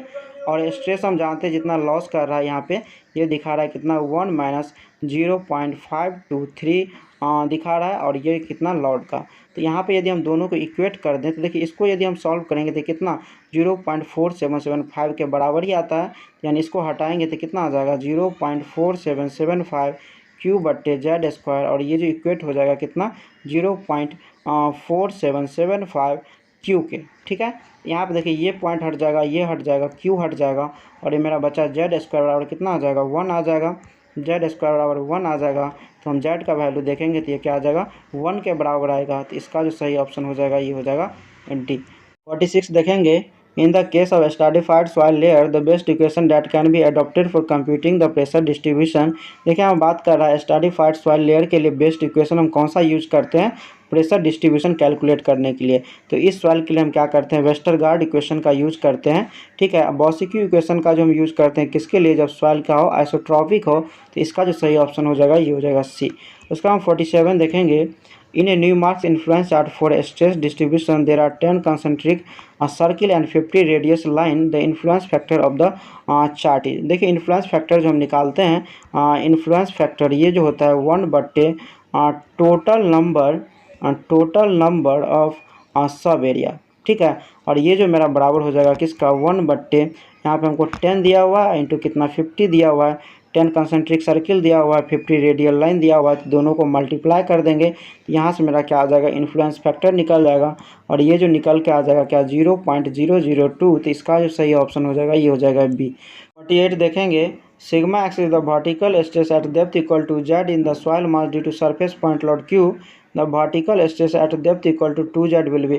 देखिए मैं बात कर रहा है जब डेप्थ z था तो उस केस में वर्टिकल स्ट्रेस सिग्मा एक्स था, जब क्या हो गया डेप्थ 2z हो गया तो उस केस में बोल रहा है वर्टिकल स्ट्रेस क्या होगा, जबकि लोड हमको q दिया हुआ है। ठीक है, तो यहाँ देखिए हम जानते हैं बॉसिक्यू इक्वेशन के अनुसार सिग्मा z बराबर क्या होता है, ये होता है k इंटू क्यू बटे जेड स्क्वायर। तो यहाँ पर देखिए के और क्यू तो मेरा दोनों केस में क्या होगा, कांस्टेंट होगा, सिर्फ क्या होता है जेड में वेरिएशन होता है। तो यहाँ पे हम क्या करेंगे, इस दोनों में रिलेशन ले लेंगे। ठीक है, तो पहला केस में हमको सिग्मा एक्स से डिनोट किया तो सिग्मा एक्स लिख दिया और 1 बटे क्या है जेड स्क्वायर। ठीक है, दूसरा केस को हम सिग्मा 1 मान लेते हैं और दूसरा है कितना 1/2z का स्क्वायर, यानी इसको हम क्या करेंगे 2z का स्क्वायर कर देंगे। ठीक है, यहाँ पे यदि हम सॉल्व करें ये मेरा आ जाएगा सिग्मा एक्स बट्टे सिग्मा 1 बराबर कितना आ जाएगा 1 बट्टे जेड स्क्वायर बट्टे आ जाएगा कितना 1 बट्टे 4z स्क्वायर।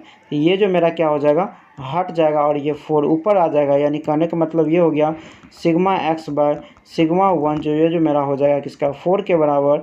यहाँ से यदि हम सिग्मा 1 निकाल लें तो ये मेरा क्या आ जाएगा सिग्मा एक्स बट्टे 4 आ जाएगा, यानी आ जाएगा क्या 0.25 सिग्मा एक्स के बराबर। तो 48 का जो सही ऑप्शन हो जाएगा ये हो जाएगा ए।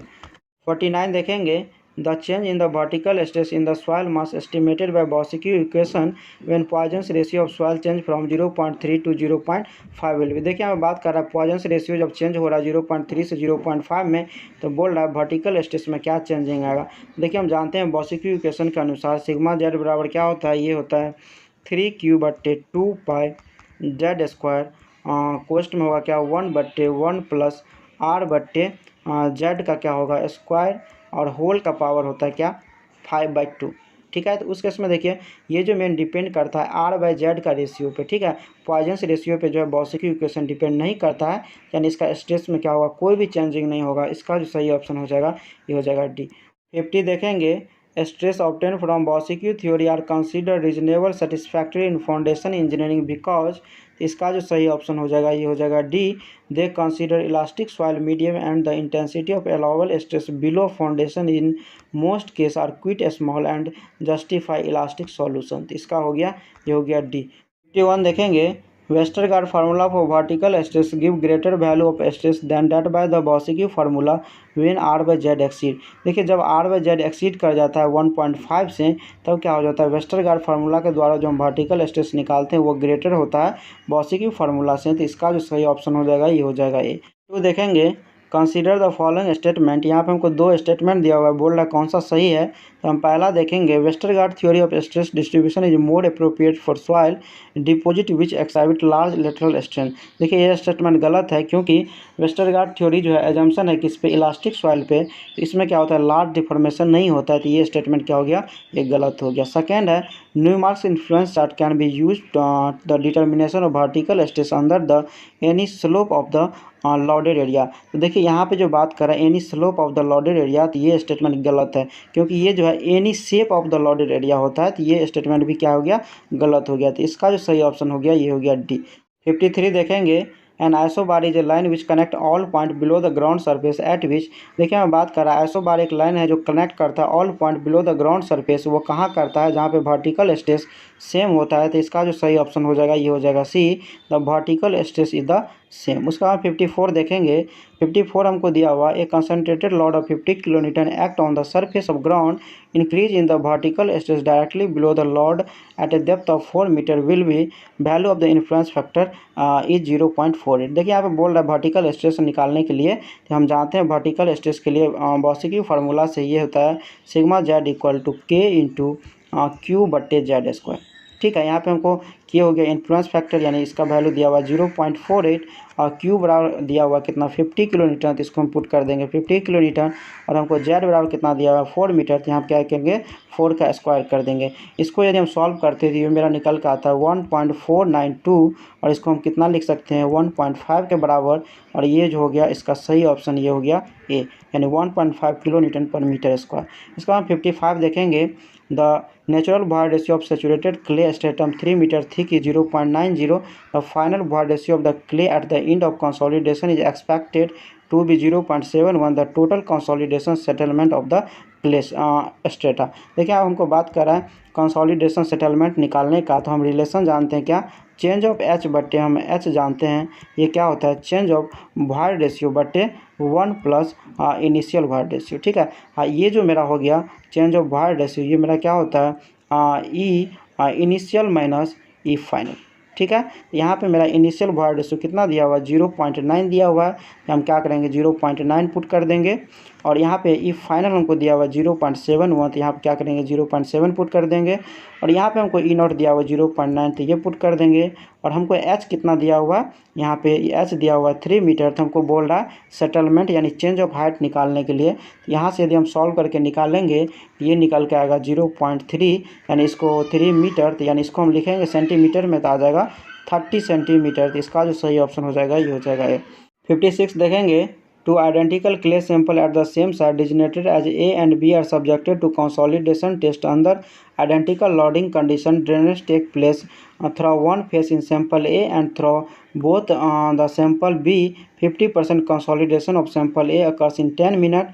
The time required for 50% consolidation to occurs in sample B will be. देखिए यहाँ पे बात कर रहा है हमको निकालने के लिए क्या, टाइम निकालने के लिए सेकेंड सैंपल के लिए, जहाँ पे हमको एक केस में हमको दिया हुआ क्या ड्रेनेज होता है 1 फेज से, और सेकेंड केस में हमको दिया हुआ क्या होता है ड्रेनेज होता है दोनों फेज से। ठीक है, यहाँ 50% कंसोलिडेशन की बात कर रहा है दोनों केस में।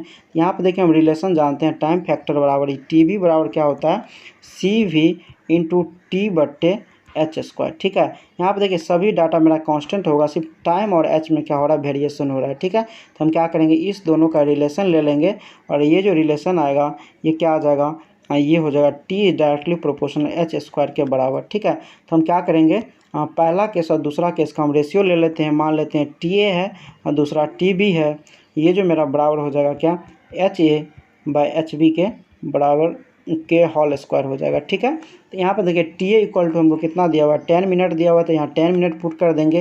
हमको टी बी बोल रहा है निकालने के लिए, एच ए बराबर हमको ड्रेनेज दिया हुआ है सिंगल फेस के लिए, तो ये मेरा क्या हो जाएगा एच ए बराबर जो हो जाएगा एच के बराबर हो जाएगा। ठीक है, और यहाँ पे एच बी बराबर हमको दिया हुआ क्या ड्रेनेज हो रहा है डबल फेस के लिए, तो एच बी बराबर जो हो जाएगा ये मेरा क्या हो जाएगा h/2 के बराबर हो जाएगा। तो यहाँ पर हम क्या करेंगे पुट करेंगे फिर से, यानी टी ए बराबर मेरा 10 था और हमको टी बी निकालना है, और इसके बराबर हम क्या करते हैं एच पुट कर देते हैं, और एच बी बराबर क्या करेंगे h/2 पुट कर देंगे। ये पूरे का क्या करेंगे स्क्वायर कर देंगे।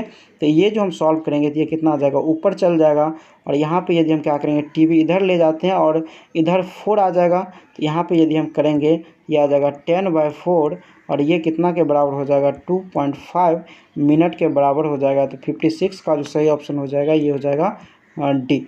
उसके बाद 57 देखेंगे, 57 में हमको दिया हुआ the void ratio pressure diagram is show. 57 देखेंगे तो void ratio pressure diagram is show in the given figure the coefficient of compressibility. देखिए अब हमको डायग्राम दिया हुआ वॉइड रेशियो एंड प्रेशर में बोल रहा है कोफिशिएंट ऑफ कंप्रेसिबिलिटी निकालने के लिए, तो इसको हम डिनोट करते हैं ए बी से, और इसका जो फार्मूला होता है minus change in void ratio बट्टे चेंज इन स्ट्रेस। ठीक है, और चेंज इन वॉइड रेशियो को हम किस तरह लिख सकते हैं, ये लिख सकते हैं E1 माइनस E2 बट्टे लिख सकते हैं स्ट्रेस चेंज इन स्ट्रेस को σ2 माइनस σ1।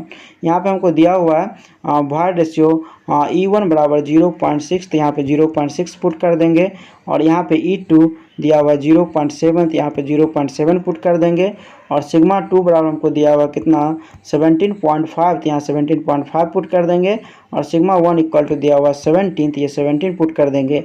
और यहाँ से यदि हम सॉल्व करते हैं तो ये जो निकल के आएगा कितना 0.2 मीटर स्क्वायर पर टन। तो इसका जो सही ऑप्शन हो जाएगा 57 का ये हो जाएगा सी।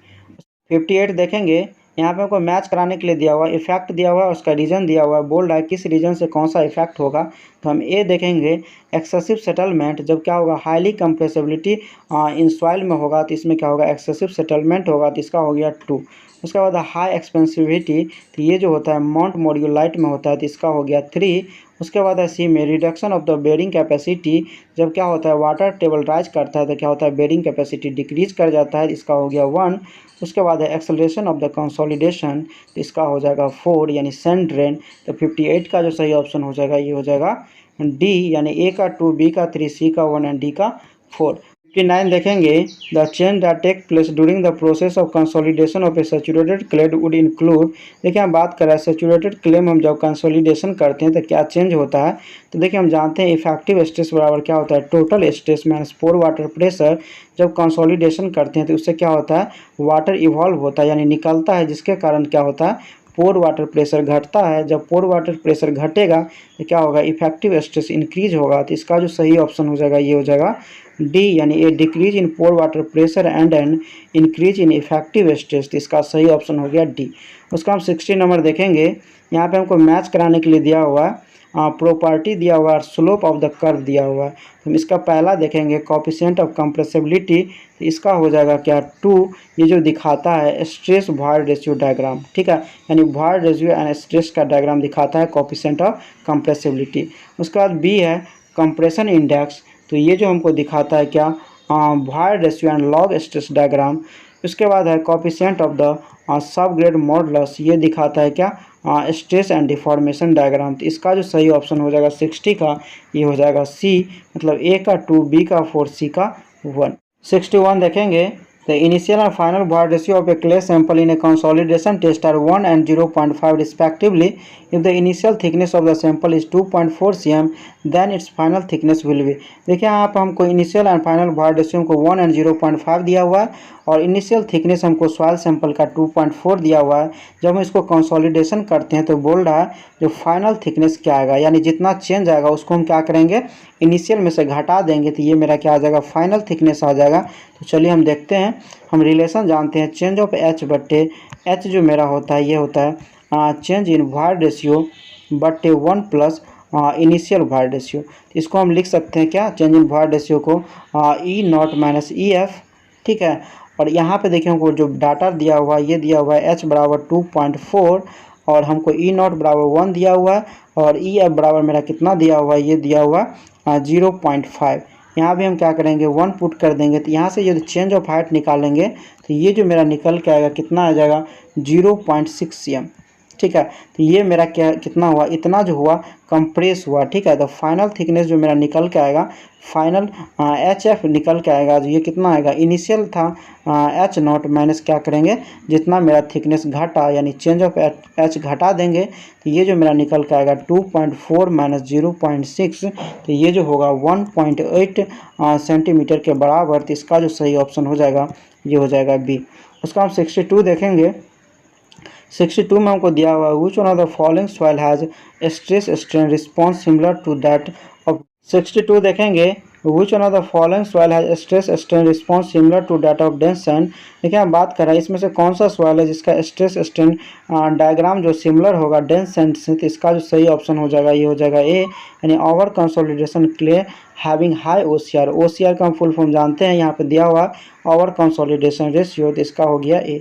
63 देखेंगे Terzaghi consolidation theory is applicable to one dimensional consolidation test. तो ये जो एप्लीकेबल है for small lot increment ratio के लिए, तो इसका जो सही ऑप्शन हो जाएगा ये हो जाएगा ए। 64 देखेंगे, यहाँ पे हमको मैच कराने के लिए दिया हुआ प्रोसेस दिया हुआ और गवर्निंग लॉ इक्वेशन दिया हुआ है, बोल रहा है कौन किसको फॉलो कर रहा है। तो ए में हम देखेंगे flow of water in soil, तो ये फॉलो करता है डार्सीज लॉ को, तो इसका हो गया 2। उसके बाद दिया हुआ flow of water through pipe, तो ये जो फॉलो करता है पॉइजनस इक्वेशन को, तो इसका हो गया 3। उसके बाद दिया हुआ sedimentation of soil particle in water, ये जो फॉलो करता है किसको स्टोक्स लॉ को, तो इसका हो गया 5। तो इसका जो सही ऑप्शन हो गया 64 का ये हो गया बी, मतलब ए का 2, बी का 3 और सी का 5। 65 देखेंगे which one of the following pair of parameter and expression is not correctly match. देखिए हम बात कर रहा है कौन जो है करेक्टली मैच नहीं कर रहा है, तो हम पहला देखेंगे कोएफिशिएंट ऑफ कंसोलिडेशन जिसको हम CV से डिनोट करते हैं। तो ये हम जानते हैं क्या टाइम फैक्टर बराबर TB बराबर होता है CV इंटू T/H², ठीक है। इसको यदि हम चेंज करेंगे CV निकालेंगे तो ये मेरा आ जाएगा TBH²/T, तो ये मेरा क्या है, सही है।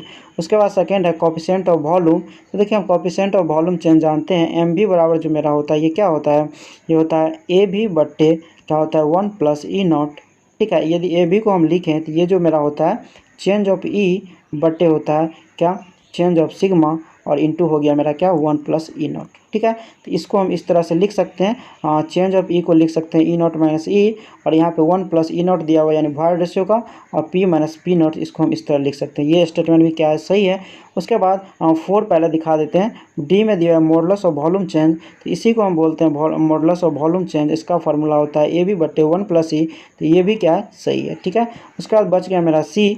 तो C में है ओवर कंसोलिडेशन रेशियो। तो ओवर कंसोलिडेशन रेशियो का जो फार्मूला होता है ये होता है मैक्सिमम प्रीवियस इफेक्टिव प्रेशर बटे एग्जिस्टिंग इफेक्टिव प्रेशर, यानी ये रूट में नहीं होता है, तो ये स्टेटमेंट क्या हो गया, गलत हो गया। तो इसका सही ऑप्शन हो गया, ये हो गया सी। उसका हम 66 देखेंगे। 66 में हमको दिया हुआ कंसीडर द 66 देखेंगे, कंसीडर द फॉलोइंग। यहाँ पे हमको दिया हुआ initial consolidation, primary consolidation, secondary consolidation and final consolidation. Bold है the 3 stage which would be relevant to consolidation of a solid deposit include. देखिए 3 स्टेज जो इंक्लूडेड है यह initial consolidation, primary consolidation and secondary consolidation. तो इसका जो सही option हो जाएगा ये हो जाएगा ए, यानी 1, 2 एंड 3 क्या सही है। 7 देखेंगे, यहाँ पे हमको मैच कराने के लिए दिया हुआ है। बोल्ड है किसको हम किस चीज़ से डिनोट करते हैं, तो हम ए देखेंगे कोफिशिएंट ऑफ कंप्रेसिबिलिटी, तो इसको हम डिनोट करते हैं AB से, तो इसका हो गया 3। उसके बाद है कंप्रेशन इंडेक्स, इसको हम डिनोट करते हैं CC से, तो इसका हो गया 4। उसके बाद है टाइम फैक्टर, तो इसको हम डिनोट करते हैं क्या, TV से, और इसका वैल्यू क्या होता है CV/T/H²। ठीक है, तो इसका हो गया 2। उसके बाद है कोफिशिएंट ऑफ वॉल्यूम कंप्रेसिबिलिटी, इसको हम डिनोट करते हैं MV से, तो इसका हो गया 1। तो 67 का जो सही ऑप्शन हो जाएगा ये हो जाएगा D, मतलब A का 3, B का 4, C का 2 एंड D का 1। 68 देखेंगे, reduction in volume of soil primary due to squeezing out of water from the void is called. देखिए हमें बात कर रहा है जो वॉइड ऑफ सॉइल से जो है वाटर स्क्यूज कर रहा है, जिसके कारण क्या होता है, रिडक्शन होता है वॉल्यूम में, तो इसको हम बोलते हैं क्या, प्राइमरी कंसोलिडेशन। तो इसका जो सही ऑप्शन हो जाएगा ये हो जाएगा ए। 69 देखेंगे, the settlement analysis for a clay layer draining from top and bottom show A settlement of 2.5 cm in 4 year and an ultimate settlement of 10 cm. However, detailed in subsurface investigation revealed that there is no drainage at the bottom. The ultimate settlement in this condition will be। देखिए बात कर रहा है जो settlement जो 2.5 centimetre होता है 4 year में, और अल्टीमेट सेटलमेंट हमको 10 cm दिया हुआ है। बोल्ड है जब हम डिटेल सब सरफेस इन्वेस्टिगेशन करते हैं वहाँ पे कोई ड्रेनेज हम एट द बॉटम पे हमको नहीं दिख रहा है, तो बोल रहा है अल्टीमेट सेटलमेंट क्या होगा। तो देखिए यहाँ पे सिंपल कंसेप्ट है, जो अल्टीमेट सेटलमेंट जो है फाइनल कंसोलिडेशन पे, फाइनल कंसोलिडेशन जो है ड्रेनेज कंडीशन पे डिपेंड नहीं करता है, इसलिए अल्टीमेट सेटलमेंट जितना होगा वही मेरा क्या होगा, अल्टीमेट सेटलमेंट होगा। ठीक है, 70 नंबर देखेंगे, the figure given below show the state of sample of clay before and after consolidation. Based on this figure the settlement of clay layer initial thickness H will be. देखिए हम बात करें हमको settlement निकालने के लिए figure को देख के, तो हम देखिए डायरेक्ट रिलेशन यूज कर लेते हैं। पहले चेंज ऑफ H/H हम जानते हैं क्या होता है, चेंज ऑफ E/1 + E0। ठीक है, ये मेरा हो गया इनिशियल वॉइड रेशियो। यहाँ पर देखिए पहला केस में जो मेरा ही है 1 + E0, तो मेरा H कितना था, H था, और फिर क्या हुआ यहाँ पे, जब क्या हो गया इसमें सेटलमेंट हुआ तो चेंज हो गया हाइट, तो चेंज हो गया वॉइड रेशियो में। तो यहाँ से यदि हम चेंज ऑफ H निकालते हैं तो ये मेरा क्या आ जाता है, चेंज ऑफ E/1 + E0, और ये इंटू में आ जाएगा क्या H।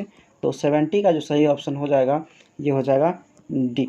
ठीक है, 71 देखेंगे, यहाँ पे हमको सैंपल दिया हुआ है। बोल रहा है access pore pressure distribution with in the thickness of a soil sample tested in odometer sometime after loading is shown in the above figure. Level 1, 2, 3 and 4, which one of these figure refer to a situation where the operator forgot to put on the porous stone at the top and bottom of the sample before the test। देखिए हम बात कर रहे हैं, हमको sample दिया हुआ है एक्सेस पोर प्रेशर डिस्ट्रीब्यूशन का। यहाँ पे बता रहा है जो हम टेस्ट जो करते हैं तो ऑपरेटर जो है पोरस स्टोन देना भूल जाता है, मतलब टॉप एंड बॉटम में, तो उस केस में क्या होगा, पोर वाटर प्रेशर डिसिपेट नहीं होता है टॉप एंड बॉटम में, तो इसमें क्या होगा, कोई चेंजिंग नहीं आएगा फिगर में। तो इसका जो सही ऑप्शन हो जाएगा ये हो जाएगा सी, यानी फिगर 3 क्या है, सही है। 72 देखेंगे, in soil consolidation process the following event takes place after loading. यहाँ पे हमको 4 स्टेटमेंट दिया हुआ, बोल्ड है the correct sequence of this event is, इसको बोल रहा है सीक्वेंस में अरेंज करने के लिए। तो ये जो मेरा स्टेटमेंट दिया हुआ है क्या कंसोलिडेशन से रिलेटेड जब हम क्या करते हैं लॉर्ड अप्लाई करते हैं तो बोल्ड है सबसे पहले कौन सा प्रोसेस होगा फिर बाद में कौन सा प्रोसेस होगा इसको अरेंज करने के लिए। ठीक है, जब हम लॉर्ड अप्लाई करेंगे फाइल पे तो सबसे पहले क्या होगा इंक्रीज होगा टोटल स्ट्रेस, उसके बाद जो डेवलप होगा क्या एक्सेस पोर प्रेशर, उसके बाद डिक्रीज करेगा इन एक्सेस पोर प्रेशर, उसके बाद इंक्रीज होगा क्या इफेक्टिव स्ट्रेस। तो इसका जो सही ऑप्शन हो जाएगा ये हो जाएगा बी, यानी सबसे पहले 2 प्रोसेस होगा फिर 3 होगा फिर 1 होगा फिर 4 होगा। 73 देखेंगे A saturated clay layer with double drainage take 5 years to attain 90% degree of consolidation under a structure. If the same layer were to be single drainage, what would be the time in year required to attain the same consolidation under the same loading condition? देखिए हम बात कर रहे हैं, दो case दिया हुआ है। पहला केस में बोल रहा है सेचुरेटेड क्ले लेयर जो है डबल ड्रेनेज है, ठीक है, जिसका टाइम हमको 5 ईयर दिया हुआ है, 90% डिग्री ऑफ कंसोलिडेशन दोनों केस में दिया हुआ है। और यहाँ पे हमको सेकेंड केस में क्या बात कर रहा है सिंगल ड्रेनेज का, इसके लिए बोल रहा है टाइम निकालने के लिए। तो देखिए हम जानते हैं टाइम फैक्टर यानी टी वी बराबर ये जो मेरा होता है सी वी इंटू टी बटे एच स्क्वायर। ठीक है, यहाँ पे 90% डिग्री ऑफ कंसोलिडेशन की बात कर रहा है तो टी वी जो होगा दोनों केस में सेम होगा और सी वी जो वैल्यू है दोनों केस का सेम है। तो यहाँ से हम क्या करेंगे टी और एच में रिलेशन निकाल लेंगे। ठीक है, यहाँ जो मेरा निकल के आएगा टी जो हो जाएगा डायरेक्टली प्रोपोर्शनल हो जाएगा एच स्क्वायर का। यहाँ पे यदि हम लिखें T1 बटे T2 कर दें और ये जो यहाँ लिखें H1 बटे H2 लिखें, ये मेरा क्या हो जाएगा दोनों का स्क्वायर हो जाएगा। ठीक है, पहला केस में डबल ड्रेनेज की बात कर रहा है तो H1 बराबर हम लिख सकते हैं क्या H बटे 2। ठीक है, यहाँ पर देखिए डबल ड्रेनेज की जहाँ बात करता है वहाँ हाइट जो है सैंपल का इसका आधा हो जाता है और सेकेंड केस में H2 बराबर जो हो जाएगा मेरा ये H के बराबर हो जाएगा। तो यहाँ पे हम क्या करेंगे वैल्यू पुट कर देंगे। तो यहाँ पे यदि हम फिर से देखें तो T1 बराबर हमारा 5 दिया है तो यहाँ 5 पुट कर देंगे और T2 हमको निकालना है।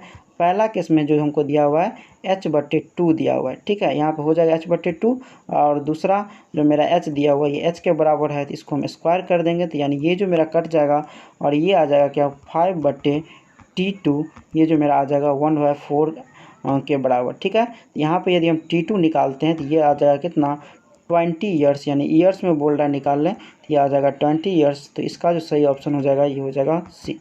उसका हम 74 देखेंगे।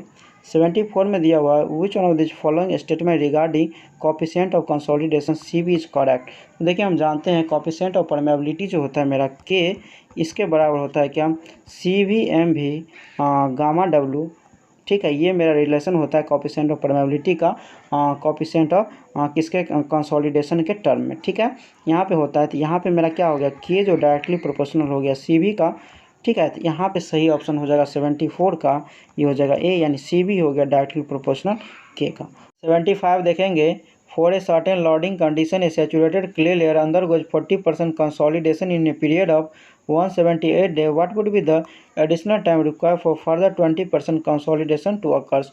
देखिए अब बात कर रहा है जो सर्टेन लोडिंग कंडीशन के केस में जब कंसोलिडेशन 40% होता है तो उस केस में हमको टाइम लगता है 178 डे। फिर सेकेंड केस में क्या होता है 20% कंसोलिडेशन इंक्रीज होता है तो बोल्ड है एडिशनल टाइम क्या लगेगा। इसके लिए हम क्या करेंगे कोफिशिएंट ऑफ कंसोलिडेशन दोनों केस के लिए इक्वेट कर देंगे, यानी पहले 40% के लिए और फिर 40 + 20% के लिए। तो उसके लिए टाइम हमको निकल जाएगा। फिर हम क्या करेंगे जितना टाइम निकलेगा उसको हमको 40% के लिए जितना टाइम है वो घटा देंगे तो हमको एडिशनल टाइम पता चल जाएगा। चलिए सबसे पहले हम जानते हैं टाइम फैक्टर यानी टी वी बराबर जो होता है मेरा सी वी इंटू टी बटे एच स्क्वायर। ठीक है, यहाँ से हम क्या करेंगे कोफिशिएंट ऑफ जो कंसोलिडेशन है इसको हम इक्वेट करेंगे, यानी सी वी बराबर यदि निकालते हैं तो ये आएगा T V into H square बटे टी।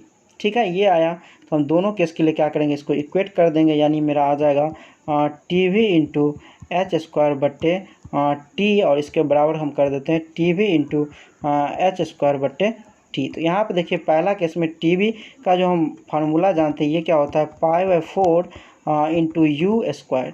ठीक है, यू हो गया मेरा डिग्री ऑफ कंसोलिडेशन, ये जो हमको कितना दिया हुआ है 40% दिया हुआ है तो इसको हम क्या करेंगे यहाँ पुट कर देंगे, ये हो जाएगा मेरा क्या 0.4 का स्क्वायर। ठीक है।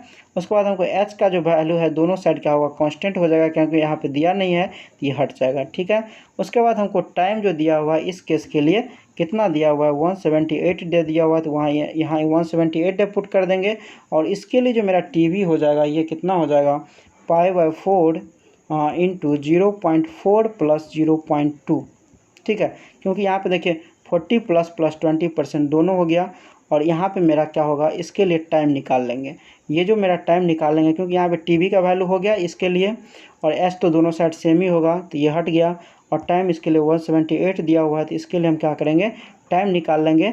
यहाँ पे 0.4 प्लस 0.2 का क्या हो जाएगा, यहाँ पे यू स्क्वायर होता है तो इसका स्क्वायर हो जाएगा। तो यहाँ से यदि हम टाइम निकालते हैं, ये जो मेरा टाइम निकल के आता है कितना, ये निकल के आएगा टाइम कितना, 400.5 डे, ठीक है। तो हम फिर क्या करेंगे, इतना टाइम में से जो 40% के लिए टाइम था वो हम क्या करेंगे, घटा देंगे, यानी 178 डे। तो ये जो मेरा टाइम निकल के आ जाएगा कितना, 222.5 डे, ठीक है। तो इसका जो सही ऑप्शन हो जाएगा ये हो जाएगा बी। 76 देखेंगे, ए footing is resting on a fully saturated clay strata for checking the initial stability shear parameter are used from which one of the following। देखिए हम बात कर रहा है इनिशियल स्टेबिलिटी और शेयर पैरामीटर को चेक करने के लिए जो हम यूज करते हैं, ये करते हैं unconsolidation on drain test with pore pressure measurement. तो इसका जो सही ऑप्शन हो जाएगा ये हो जाएगा डी। 27 देखेंगे, if change of pressure is increment of pressure on a normally consolidation saturated soil mass as per Terzaghi theory at the instant of application of pressure increment, that is when time t equal to 0, what is the pore pressure development in the soil mass।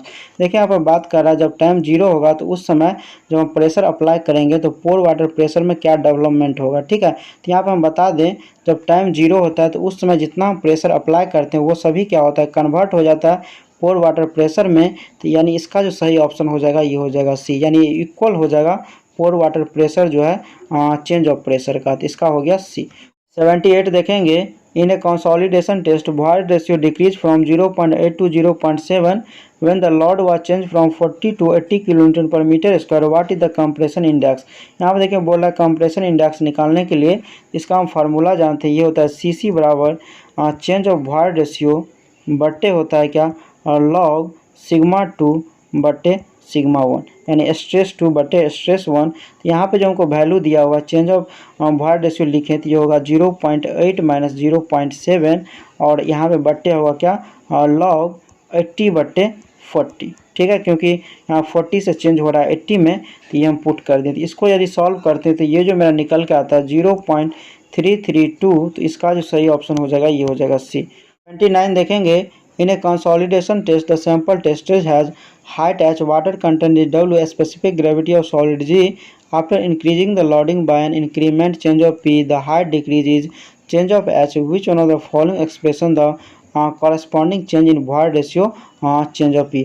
देखिए हम बात कर रहे हैं हमको क्या change of void ratio के term में हमको एक्सप्रेशन दिखाने के लिए तो हम जानते हैं यहाँ पे रिलेशन चेंज ऑफ एच बट्टे होता है क्या एच, ये जो मेरा बराबर होता है क्या चेंज ऑफ वॉइड रेशियो बट्टे 1 प्लस इनिशियल वॉइड रेशियो, ठीक है। तो यहाँ पे देखिए हम इस टर्म में बोल रहा है तो इसको हम अलग कर लेते हैं, यानी ये जो मेरा आ जाएगा चेंज ऑफ वॉइड रेशियो बराबर क्या चेंज ऑफ एच बट्टे H into 1 plus initial void ratio, ठीक है। यहाँ पे देखिए हम बता दें तो एक रिलेशन से हमको इसको हटाना है, मतलब ई को हटा के हमको जी डब्ल्यू के टर्म में लिखना है। तो हम जानते हैं कि एस ई बराबर जो होता है मेरा जी डब्ल्यू, ठीक है। और जब यहाँ पे हम बात करें कंसोलिडेशन का तो उस केस में सॉइल क्या होता है फुल्ली सेचुरेटेड होता है, तो एस बराबर क्या हो जाएगा 1 हो जाएगा। तो यहाँ पे ई बराबर मेरा क्या आ जाएगा जी डब्ल्यू, तो यहाँ पुट कर देंगे जी डब्ल्यू, यहाँ से मेरा रिलेशन आ जाएगा 79 का जो सही ऑप्शन हो जाएगा ये हो जाएगा बी, ठीक है। यानी चेंज ऑफ वॉइड रेशियो बराबर चेंज ऑफ एच बटे H into 1 plus G W. 80 number देखेंगे, the virgin compression curve for a soil is show in the figure above, what is the compression index of the soil. यहाँ पर देखिए हमको बात करा है कंप्रेशन इंडेक्स निकालने का, यहाँ पे हमको डायग्राम दिया हुआ है। तो हम जानते हैं कंप्रेशन इंडेक्स यानी सीसी का जो फार्मूला होता है चेंज ऑफ वॉइड रेशियो बट्टे लॉग सिग्मा 2 बट्टे सिग्मा 1, ठीक है। यहाँ पे हमको चेंज ऑफ वॉइड रेशियो हम निकालेंगे 1.3 माइनस 1 कर देंगे, तो 1.3 माइनस 1 हो जाएगा, और यहाँ पे हो जाएगा लॉग 100/10, तो इसको यदि हम सॉल्व करेंगे तो ये निकलता है कितना 0.3। तो इसका जो सही ऑप्शन हो जाएगा 80 का, ये आ जाएगा ए। 81 देखेंगे, कंसीडर द फॉलोइंग स्टेटमेंट। यहाँ पर हमको दो स्टेटमेंट दिया हुआ, बोल रहा है which of the following statement given above is are correct. बोल रहा है इसमें से कौन सा करेक्ट है। तो हम पहला देखेंगे, दिया हुआ coefficient of consolidation normally increase with decreasing liquid limit of clay. तो ये स्टेटमेंट सही है, क्योंकि कोएफिशिएंट ऑफ कंसोलिडेशन जो होता है सी भी इन्वर्सली प्रोपोर्शनल होता है किसका, लिक्विड लिमिट का। सेकेंड हमको दिया हुआ है the larger the value of coefficient of consolidation the longer it take for full consolidation to occurs। तो देखिए ये स्टेटमेंट गलत है, क्योंकि देखिए यहाँ पे हम जानते हैं कोएफिशिएंट ऑफ कंसोलिडेशन क्या होता है, इन्वर्सली प्रोपोर्शनल होता है टाइम का। तो यहाँ पे बात करें लार्जर द वैल्यू होगा कोएफिशिएंट ऑफ कंसोलिडेशन, तो क्या होगा, longer it take for full consolidation. देखिए जब ये लार्जर होगा तो इसमें क्या होगा, लेस टाइम लगेगा, ठीक है। तो इसका जो सही ऑप्शन हो जाएगा ये हो जाएगा ए, यानी ओनली वन सही है। 82 देखेंगे, a clay sample originally 26 mm thick at a void ratio of 1.22 was subjected to a compressive load after the clay sample was completely consolidated. Its thickness was measured to be 24 mm. What is the final void ratio। देखिए यहाँ बात कर रहा है original जो sample था ये था 26 mm का, जब void रेशियो कितना था 1.22। बोल रहा है हमको फाइनल void रेशियो निकालने के लिए जब क्या हो जाता है, थिकनेस 24 mm हो जाता है, यानी कंसोलिडेशन जब करते हैं तो उसका थिकनेस घट के 24 mm आ जाता है। तो देखिए यहाँ पे हम रिलेशन जानते हैं क्या, चेंज ऑफ एच हम बटे एच बराबर हो जाता है चेंज ऑफ वॉइड रेशियो, यानी हम लिख लेते हैं initial void ratio minus final void ratio बटे 1 प्लस इनिशियल वॉइड रेशियो, ठीक है। हमको बोल रहा है ये फाइनल वॉइड रेशियो निकालने के लिए, और चेंज ऑफ एच जो निकालेंगे, पहले कितना था 26 mm थिकनेस था और 24 mm हो गया कंसोलिडेशन के बाद, तो कितना आ जाएगा, दोनों में से घटाएंगे तो यानी चेंज ऑफ हाइट कितना आ गया 2 mm। यहाँ हम क्या करेंगे 2 पुट कर देंगे, और एच हमको कितना दिया हुआ है 26 दिया हुआ है, और ई नॉट जो हमको कितना दिया हुआ है 1.22 दिया हुआ है। यहाँ भी हम क्या करेंगे 1.22 पुट कर देंगे, तो यहाँ से मेरा क्या आ जाएगा, फाइनल वॉइड रेशियो निकल जाएगा, और ये जो निकल के आएगा कितना 1.049, यानी अप्रॉक्स हम कितना लिख सकते हैं 1.05। तो इसका जो सही ऑप्शन हो जाएगा यानी 1.05 लिख सकते हैं। तो इसका जो सही ऑप्शन हो जाएगा ये हो जाएगा डी। 83 देखेंगे, यहाँ पे हमको मैच कराने के लिए दिया हुआ है, मेजरिंग डिवाइस दिया हुआ है और सॉइल पैरामीटर दिया हुआ है। बोल रहा है किस डिवाइस का हम यूज करते हैं कौन चीज़ मेजर करने के लिए। तो इसका हम ए देखेंगे, पिक्नोमीटर है, तो पिक्नोमीटर का हम यूज करते हैं किसके लिए, स्पेसिफिक ग्रेविटी मेजर करने के लिए, तो इसका हो गया 3। उसके बाद है हाइड्रोमीटर, तो हाइड्रोमीटर का हम यूज करते हैं पार्टिकल साइज एनालिसिस के लिए, तो इसका हो गया 4। उसके बाद ऑडोमीटर, इसका हम यूज करते हैं किसके लिए, ये करते हैं कंप्रेसिबिलिटी के लिए, तो इसका हो गया 1। उसके बाद है परमियोमीटर, तो इसका हम यूज करते हैं किसके लिए, परमेबिलिटी मेजर करने के लिए।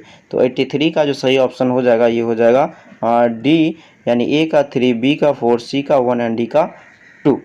84 देखेंगे, during consolidation process of clay soils indicate the sequence of occurrence of the following event in the order from first to last. देखिए हम बात कर रहा है जब कंसोलिडेशन प्रोसेस होता है क्ले सॉइल में, तो उसमें बोला सीक्वेंस में अरेंज करने के लिए सबसे पहले क्या होगा बाद में क्या होगा, ठीक है। तो 84 का जो सही ऑप्शन हो जाएगा ये हो जाएगा सी, यानी पहले जो होगा लॉड अप्लाई होगा पोर वाटर पे, उसके बाद क्या होगा उसमें से वाटर निकलेगा, फिर क्या होगा ग्रेन पे लॉड लगेगा, ठीक है। तो इसका पहला देखेंगे load being take up by the pore water, उसके बाद होगा drainage of water from the pore of the soil, उसके बाद load being take up by the soil grain. इसका जो सही ऑप्शन हो गया ये हो गया सी। 85 देखेंगे, settlement due to creep in soil is contingent on. यहाँ पे देखिए बात कर रहा है सेटलमेंट जो होगा क्रीप के वजह से, तो ये होता है सेकेंडरी कंसोलिडेशन में। देखिए यहाँ पे सेकेंडरी कंसोलिडेशन का हम बताएं हैं, तो देखिए एक तरह का क्या होता है इसमें स्ट्रक्चरल चेंज होता है, जो टाइम के साथ धीरे धीरे उसमें चेंजिंग आता है, तो इसको हम बोलते हैं क्या, सेकेंडरी कंसोलिडेशन। यदि हम प्राइमरी कंसोलिडेशन की बात करें तो प्राइमरी कंसोलिडेशन में क्या होता है वॉइड से वाटर निकलता है, जब हम उस पर क्या करते हैं लॉड अप्लाई करते हैं। इनिशियल सेटलमेंट की यदि हम बात करें तो इनिशियल सेटलमेंट जो होता है जब हम लॉड अप्लाई करते हैं तो उसमें क्या होता है एयर निकलता है वॉइड से, तो इसका जो हो जाएगा ये बोला सेटलमेंट ड्यू टू क्रीप के वजह से, तो इसका हो जाएगा बी, यानी सेकेंडरी कंसोलिडेशन। 86 देखेंगे, कंसीडर द फॉलोइंग स्टेटमेंट। यहाँ पर हमको 3 स्टेटमेंट दिया हुआ, बोल रहा है which of this statement are correct. तो इसका जो सही ऑप्शन हो जाएगा ये हो जाएगा ए, यानी तीनों स्टेटमेंट क्या है करेक्ट है। पहला देखेंगे consolidation time increase with increasing compressibility. Second है consolidation time decrease with increasing permeability.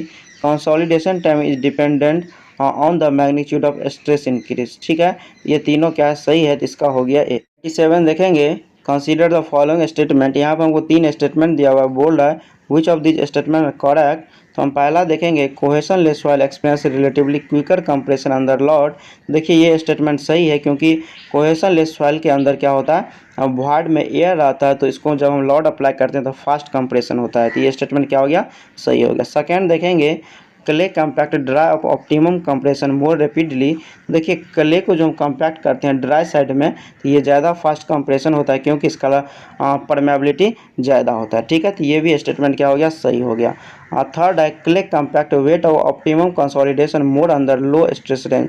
देखिए क्ले बोल रहा है जो कम्पैक्ट होगा वेट साइड में, वे कब होगा, जब क्या होगा, लो स्ट्रेस रेंज होगा, तब जाकर क्या होगा, फास्ट कम्पैक्ट होगा। तो इसका जो ये भी स्टेटमेंट क्या है, सही है, यानी 87 का सही ऑप्शन हो जाएगा, ये हो जाएगा ए। 1, 2 एंड 3 क्या है, सही है। उसके बाद हम 88 देखेंगे। 88 में हमको दिया हुआ है compression index develop by Casagrande is. तो देखिए कंप्रेशन इंडेक्स जो डेवलप किया गया था कासा ग्रांड के द्वारा, तो इसका जो सही ऑप्शन हो जाएगा, ये हो जाएगा बी, यानी सी भी बराबर जो होता है 0.009 लिक्विड लिमिट माइनस 10%। ये जो मेरा होता है किसके लिए, अनडिस्टर्ब सॉइल के लिए। ठीक है, ये हो गया अनडिस्टर्ब सॉइल के लिए। जब डिस्टर्ब यानी मोल्डिंग सॉइल की बात करें, तो उस केस में जो सी भी बराबर होता है क्या, 0.007 लिक्विड लिमिट माइनस 10। ठीक है, यानी 10% की बात करता है यहाँ पे। तो जब ये होगा रिमोल्डेड सॉइल की बात करेगा, तब यहाँ पे था तो ये था किसके लिए, अनडिस्टर्ब सॉइल के लिए। तो इसका जो सही ऑप्शन हो गया, ये हो गया बी।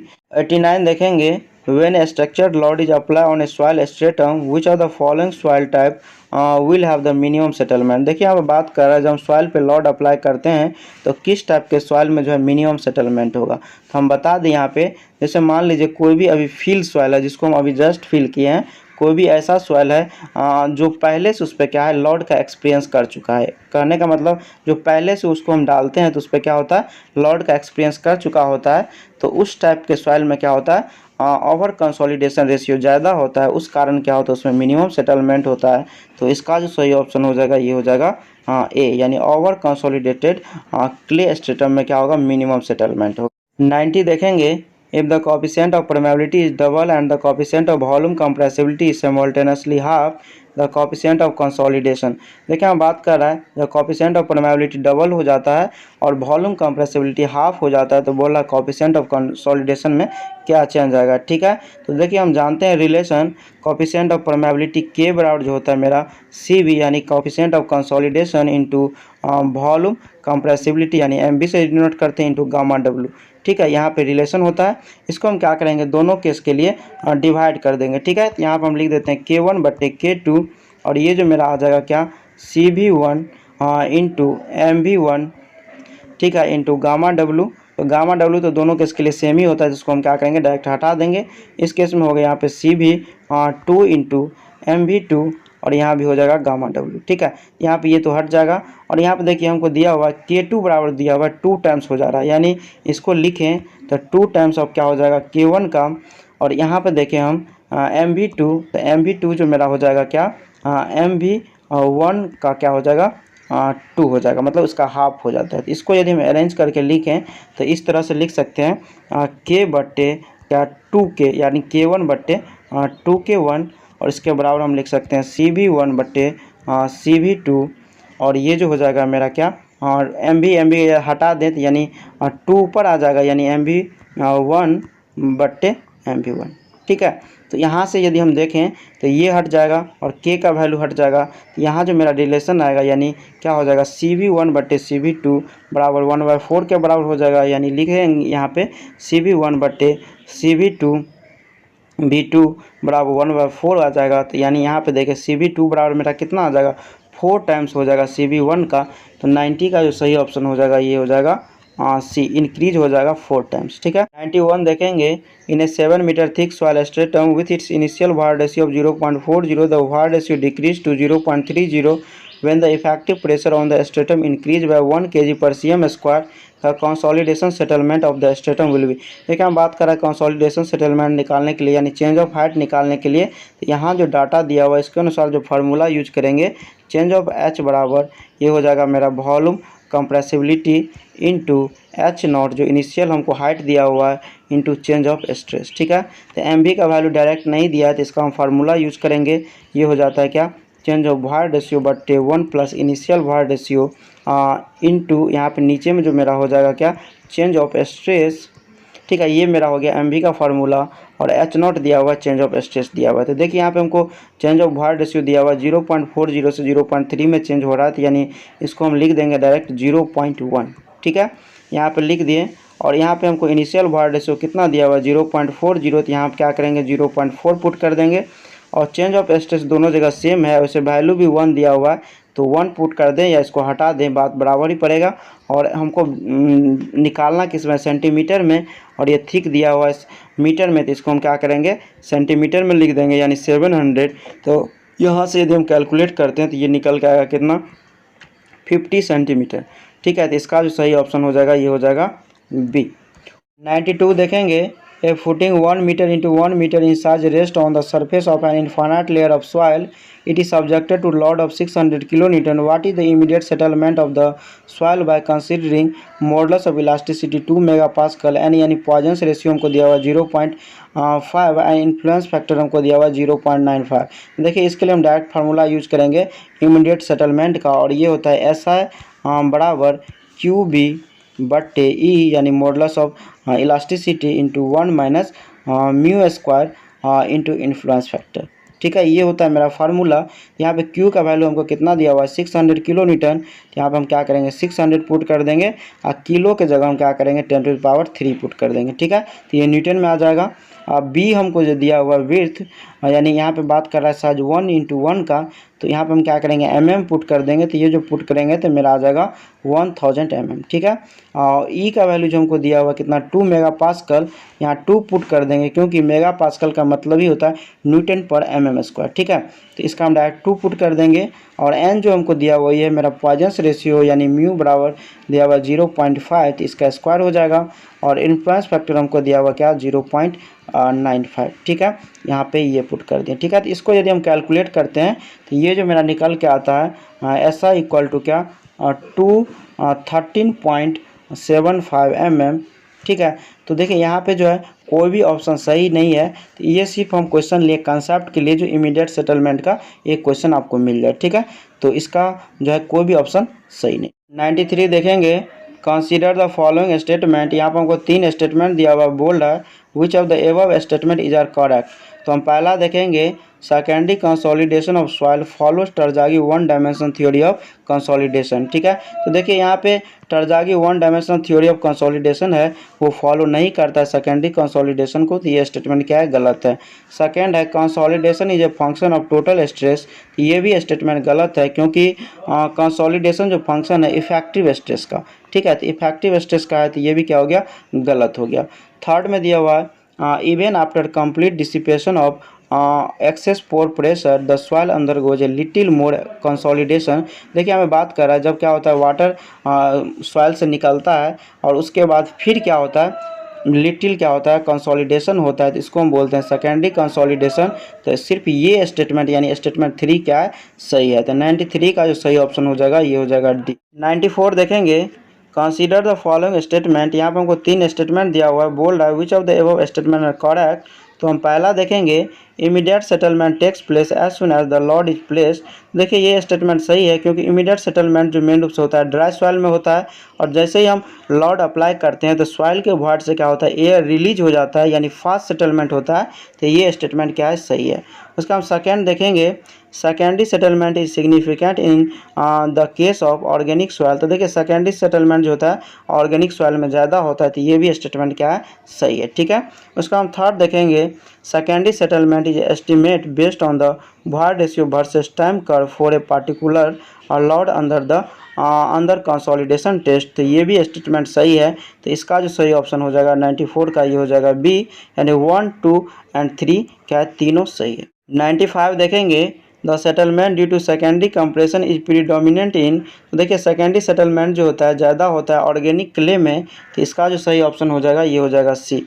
96 देखेंगे, in an unconfined compression test on a saturated clay the undrained shear strength was found to be 6 ton per meter square if a sample of the same soil tested in an undrained condition in triaxial compression at a cell pressure of 20 ton per meter square, then the major principal stress at failure will be।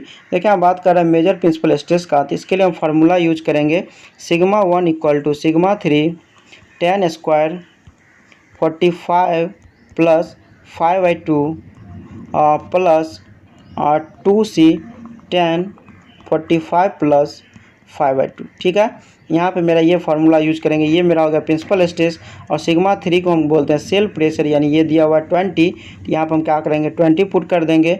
और यहाँ पे देखिए saturated clay soil की बात कर रहा है, उसमें इस केस में होगा 5 बराबर क्या होगा 0 हो जाएगा। ठीक है, तो ये दोनों केस में यहाँ पे 0 पुट कर देंगे। तो यहाँ पे और सी हमको दिया हुआ है, ये दिया हुआ है कितना अनड्रेन्ड शेयर स्ट्रेंथ हमको दिया हुआ है 6 टन पर मीटर स्क्वायर, तो यहाँ पे 6 पुट कर देंगे। इसको यदि हम सॉल्व करते हैं तो ये जो मेरा निकल के आता है कितना, ये आता है 32 टन पर मीटर स्क्वायर, तो इसका जो सही ऑप्शन हो जाएगा ये हो जाएगा बी। 97 देखेंगे, A laboratory vein shear test apparatus is used to determine the shear strength of a clay sample and only one end of the vein take part in shearing the soil if T equal to applied torque, H equal to height of vein and D equal to diameter of the vein, the shear strength of the clay is given by। देखिए हम बात कर रहे हैं हमको shear strength निकालने का, और यहाँ पे बात कर रहा है only one end of the vein क्या होगा पार्ट इन शेयरिंग में होगा। ठीक है, तो इस केस में जो फार्मूला होता है शेयर स्ट्रेंथ का, यानी टॉप बराबर ये जो होगा मेरा T/5d² into H/2 plus D/12। ठीक है, ये हो गया ओनली वन जब होगा शेयरिंग में। ठीक है, जब दोनों होगा शेयरिंग में तो ये जो होगा T/πd² into H/2 plus D/6। ठीक है, ये मेरा होगा जब क्या होगा दोनों इंड शेयरिंग में होगा तब। तो यहाँ पे वन इंड का पूछ रहा है, तो इसका जो सही ऑप्शन हो जाएगा ये हो जाएगा डी। उसके बाद हम 98 देखेंगे। 98 में हमको दिया हुआ है which of the following laboratory triaxial test parameters should one specify to be carried out in connection with the initial stability of footing on saturated clay। तो देखिए यहाँ पे इनिशियल स्टेबिलिटी की जो बात करता है, तो उस केस में हम यूज़ करते हैं अनड्रेन टेस्ट। ठीक है, अनड्रेन टेस्ट यूज़ करते हैं, तो इसका जो सही ऑप्शन हो जाएगा 98 का ये हो जाएगा बी, यानी 2 ओनली क्या है सही है। ठीक है, और यदि उससे सेफर साइड की हम बात करें, सेफर साइड की, तो उसके लिए हम क्या करते हैं अनकंसोलिडेशन अनड्रेन टेस्ट यूज करते हैं। ठीक है, तो इसका जो हो गया ये हो गया बी। उसका हम 99 देखेंगे। 99 में हमको दिया हुआ है if s is the shear strength, c and phi are shear strength parameter and sigma n is the normal stress at failure, then Coulomb's equation for shear strength of the soil can be represented by. देखिए आप हम जानते हैं columns equation के अनुसार shear strength का हम formula जानते हैं, ये होता है tau equal to c plus sigma n tan phi। ठीक है, तो यहाँ पे देखिए दूसरा टर्म में लिखा हुआ है, तो यानी यहाँ पे हम यदि c बराबर दिया हुआ है, तो c बराबर यदि हम निकालते हैं ये होगा टॉ माइनस क्या सिग्मा एन tan phi। ठीक है, तो इसका जो सही ऑप्शन हो जाएगा ये हो जाएगा क्या बी। इस सेट का लास्ट क्वेश्चन देखेंगे। A and B are Skempton pore pressure coefficient for saturated normally consolidated soil. देखिए आप हमको एस्कम्पटम पोर प्रेशर हमको कॉफिशिएंट दिया हुआ है ए एंड बी, बोल रहा है for saturated normally consolidated soil के लिए इसका वैल्यू क्या होगा। तो देखिए हम बता दें बी का वैल्यू जो है फुल्ली सेचुरेशन के लिए क्या होता है 1 होता है, और फॉर फुल्ली ड्राई के लिए क्या होता है बी का वैल्यू 0 होता है। फोर हम बता दें नॉर्मली कंसोलिडेटेड क्ले के लिए ए का जो वैल्यू लाई करता है ये करता है 0.5 से 1 के बीच में, तो इसका जो सही ऑप्शन हो जाएगा ये हो जाएगा डी। क्योंकि यहाँ पे हमको पूछ रहा है सेचुरेटेड नॉर्मली कंसोलिडेटेड सॉइल के लिए, तो ए का वैल्यू 0.5 से 1 के बीच में लाई कर रहा है। यहाँ पे दिया हुआ ए का वैल्यू लेस देन 1, और यहाँ पे बी का वैल्यू हम बताएं जब फुल्ली सेचुरेशन के लिए क्या होता है 1 होता है, इसका सही हो गया ये हो गया डी। यदि वीडियो अच्छा लगा हो तो प्लीज़ वीडियो को लाइक करें, शेयर करें और चैनल को सब्सक्राइब करना ना भूलें, क्योंकि बहुत ज़्यादा मेहनत के द्वारा हम बनाए हैं इस वीडियो को, तो प्लीज़ हेल्प ज़रूर करें। Thank you for watching.